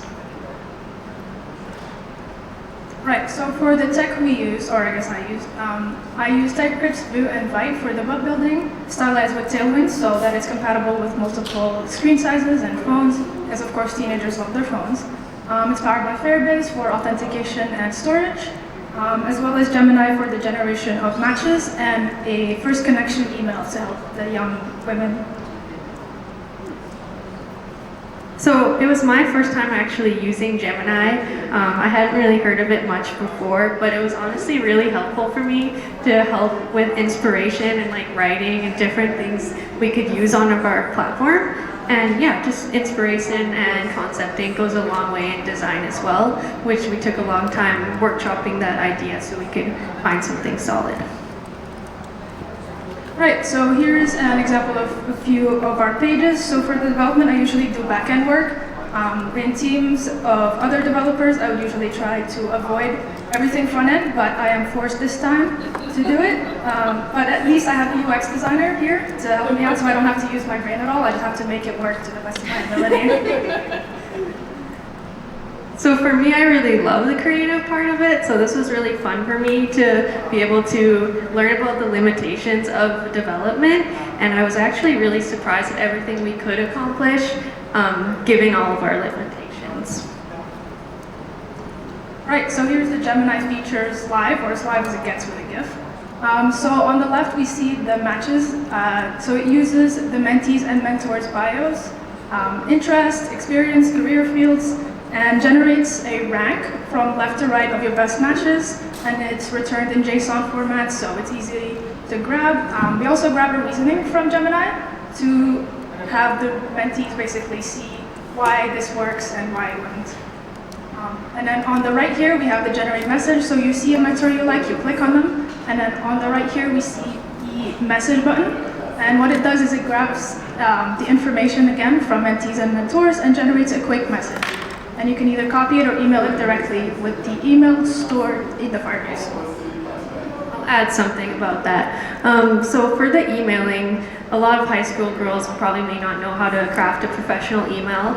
So that's where Gemini comes in. It'll really help draft and create like a really good first impression. So yeah, that's why we use the Gemini part for that, because they're writing their first email. Right, so given more time, we would work on the mentor side because this is basically built for the hackathon, and the hackathon was targeted for young women. So yeah, we have searching right now for mentors, but we would add filtering. You could also maybe add messaging, but that would come with the privacy and security risks of our population. We could add mentor favoriting as well, and maybe set up Google Meets and Google Calendar APIs for on-site meetings. Also, given more time and resources, we would look into more of the Aleo age verification. That would help us a lot with just storing the signature instead of just relying on having it in the open.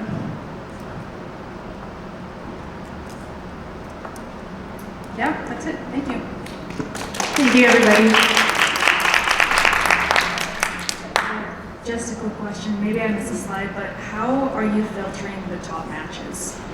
So we actually didn't have the chance to implement the filtering yet, but do you want to speak more on that?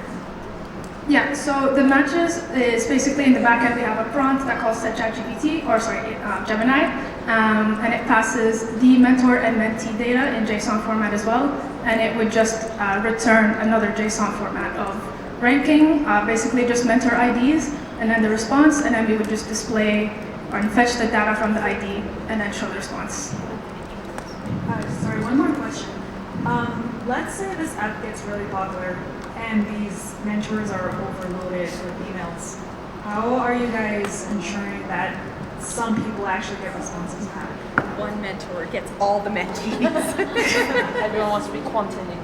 That's fair, yeah. I guess we haven't accommodated for that yet, but in the future, we could add some sort of seeding or promoting certain mentors to certain populations manually instead of just completely relying on Gemini, because it can be unpredictable sometimes.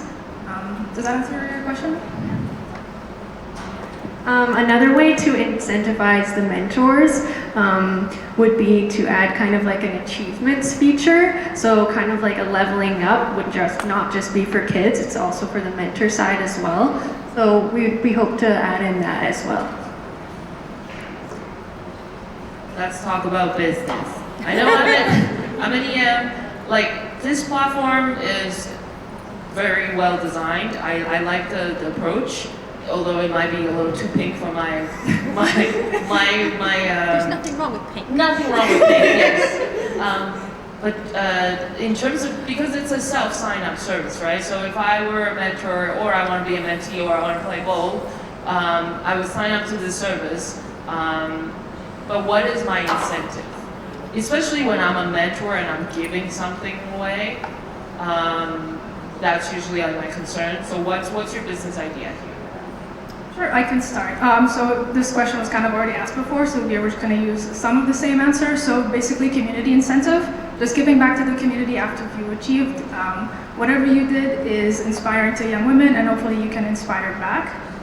Also, we would maybe target both big companies like Women in Tech, so basically Google, and our friend who works at Yeah, so we're hoping to partner with the local nonprofits. Careers Next Generation already runs camps that are in person designated to young girls. And I think when we brought up the idea and how we were going to create this thing for the hackathon, she told all the people at the nonprofit about it, and they were already super excited about this possibility of this platform that we were creating.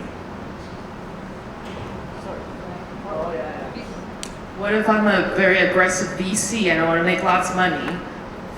Nonprofit doesn't make enough money, and also government doesn't push a lot of grant into nonprofit that does social goods.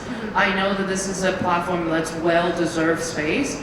At the same time, if you get private sector to invest in your product, it's going to rocket in 1,000 times. So if you can pitch to a VC, what would be your edge?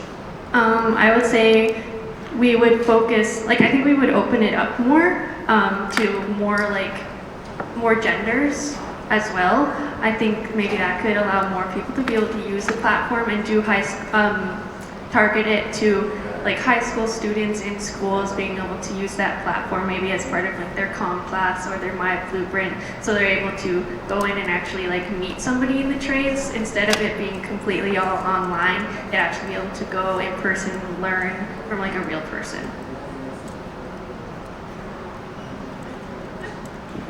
Yeah, we could also just say that if the VP is being aggressive, we could also be aggressive and emotionally invoke them, being put yourself in their shoes. Wouldn't you like to have this?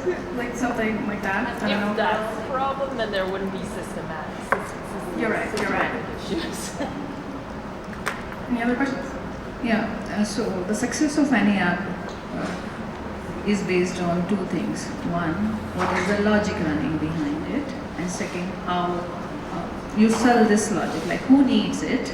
Is it serving the appropriate, the reason why this app is being created?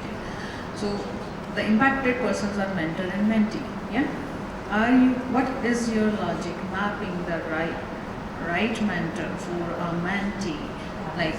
Because people are looking for a certain guidance, yeah? Either based on the people who are working into some specific domains, either based on their education or their expertise, right?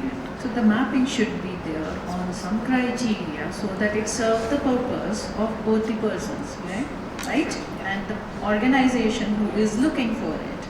So either you are just using the default mapping, or is there any scope where you can customize, on what criteria the selection or the matching can be done?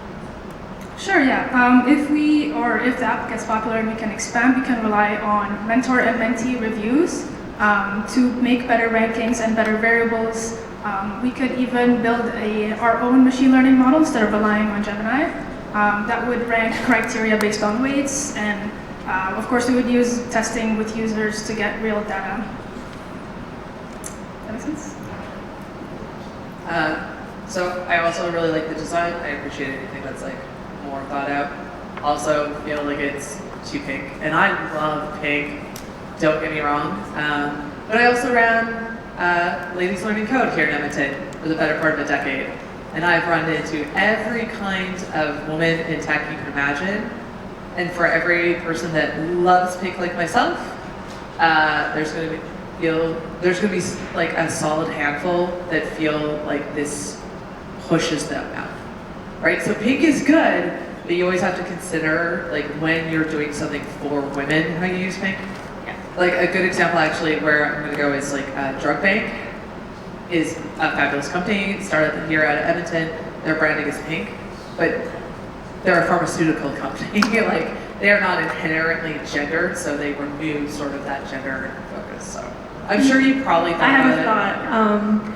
So that just made me think of how you could kind of customize like different buttons. Maybe you aren't a big pink person. You could kind of like change how like Chrome has the feature to try to change that overall vibe so it didn't feel so pink. Yes, the overall like logo is pink, but maybe since it is for teen girls, we want to incite them and like kind of make it like a customizable like journal vibe. If I had more time, I would have added more graphics on. Honestly, you don't have to worry about customization. As a PM, I am always going to say that it doesn't deliver value, but just consider how much pink. Pink is not the problem, it's how much and in what context. Yeah. Okay, so I did want to ask you to, just to consider, and anybody here should, this is another one, especially when we build products for women, we're really bad at always thinking nonprofit. You can make money. So when we're like, how would this make money? You have actually aimed it more at industry, which I'm super down with, like for people getting into the business, like people coming out of post-secondary, that's dope, right? Like I think that's the right market for this. Charge them. It doesn't have to be a lot, but it'll add up and it'll add up. So think about a paid model, and that might be a guidance for all of you. Think about how you can make money that's not just going to be a VC. Like if you want to be able to control things that's not VC funding, you need to make money some other way, and it could be some sort of community-based effort. And like I said, it doesn't have to be a lot. One of the things that we learned at Ladies Learning Code was if you charge people just $5, people will show up, they'll actually use it because they think it's more valuable because it's not free. And they get invested, they'll come back to it, and they'll actually give you better feedback because it's not free. So it's just a little something to be thinking about there. Also, just a little bit of feedback on, I actually loved your initial logo. Caution, caution, caution. If I did not have the context that this was about mentorship, I legitimately would have thought that it was some sort of women's health product. Right? Like if you just look at the market and other branding for women's health products, it's very similar. It's a great logo, just FYI. So think about how you're gonna like let people know what the hell Pearl is. If I have no context, you know? I'm so sorry I'm yammering on, but I did want to mention, one, love the GCal integrations. That's fab. As somebody that like books meetings literally every week with mentees, love that. I would love to be a part of this platform, honestly. It would probably actually make my life easier.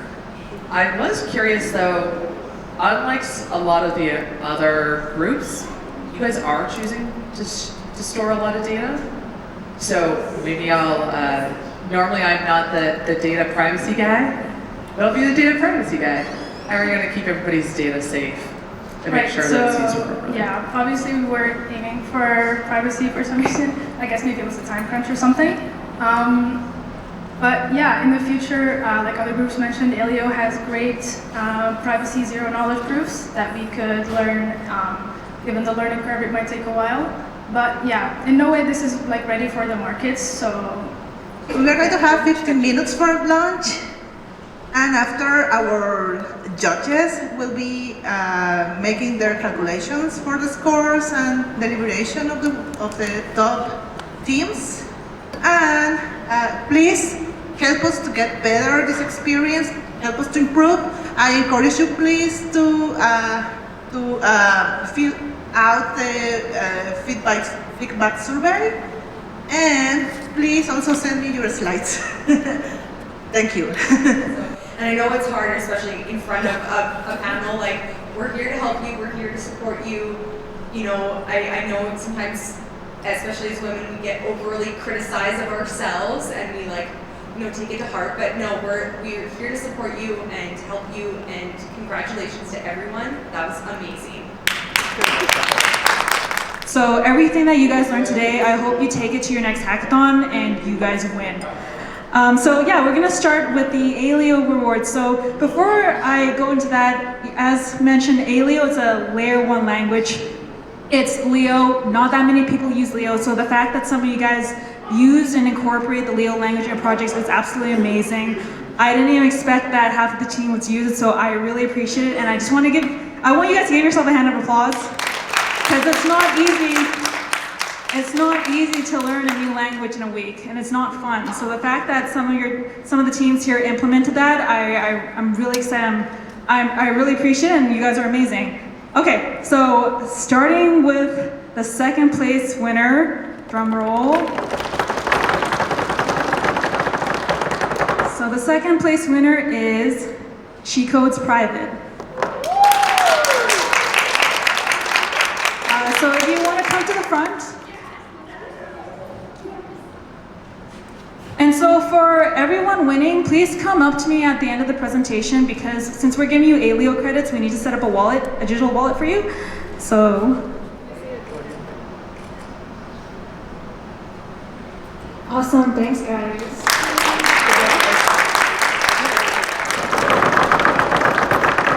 Exposure, well done. Really great project, really great presentation.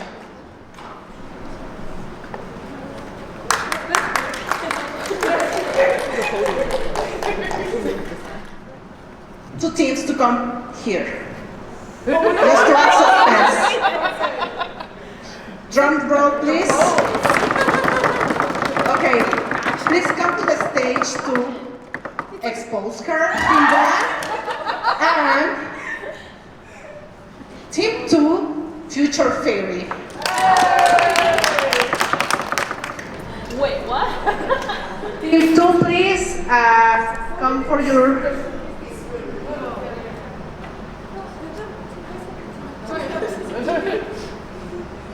Good work, guys. Good job,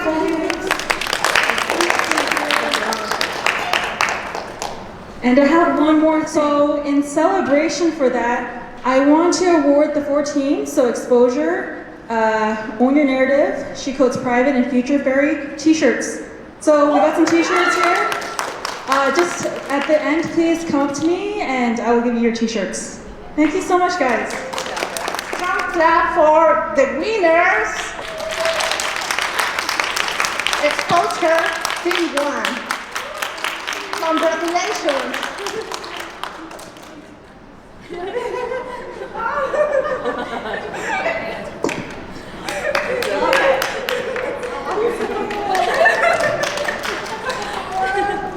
Thanks, you're the mom. Well, I think all hackathons should have tiaras. A strong applause to the winners, please. Team 2 and Team 1, can you please stick with me a little, like 10 minutes after to give you your prize? So we also thought that for you guys, but as well as everybody else, just so you know, a little bit about why we chose this team. So for myself, I felt like you were solving a real world problem. It was a really well thought out solution. And one of the big things was when we challenged you, you seemed really open to feedback. And we had a good amount of faith that like if we were to fund you, that you would make it successful, right? So one of the things for me was that when I was like, is this worth the risk? You're like, yeah, it is worth the risk. And you were willing to take a big swing. So that was pretty impressive. Anybody else? Yeah, just so one thing, we'll probably need to change the name. Yes. Yeah, that's Curious.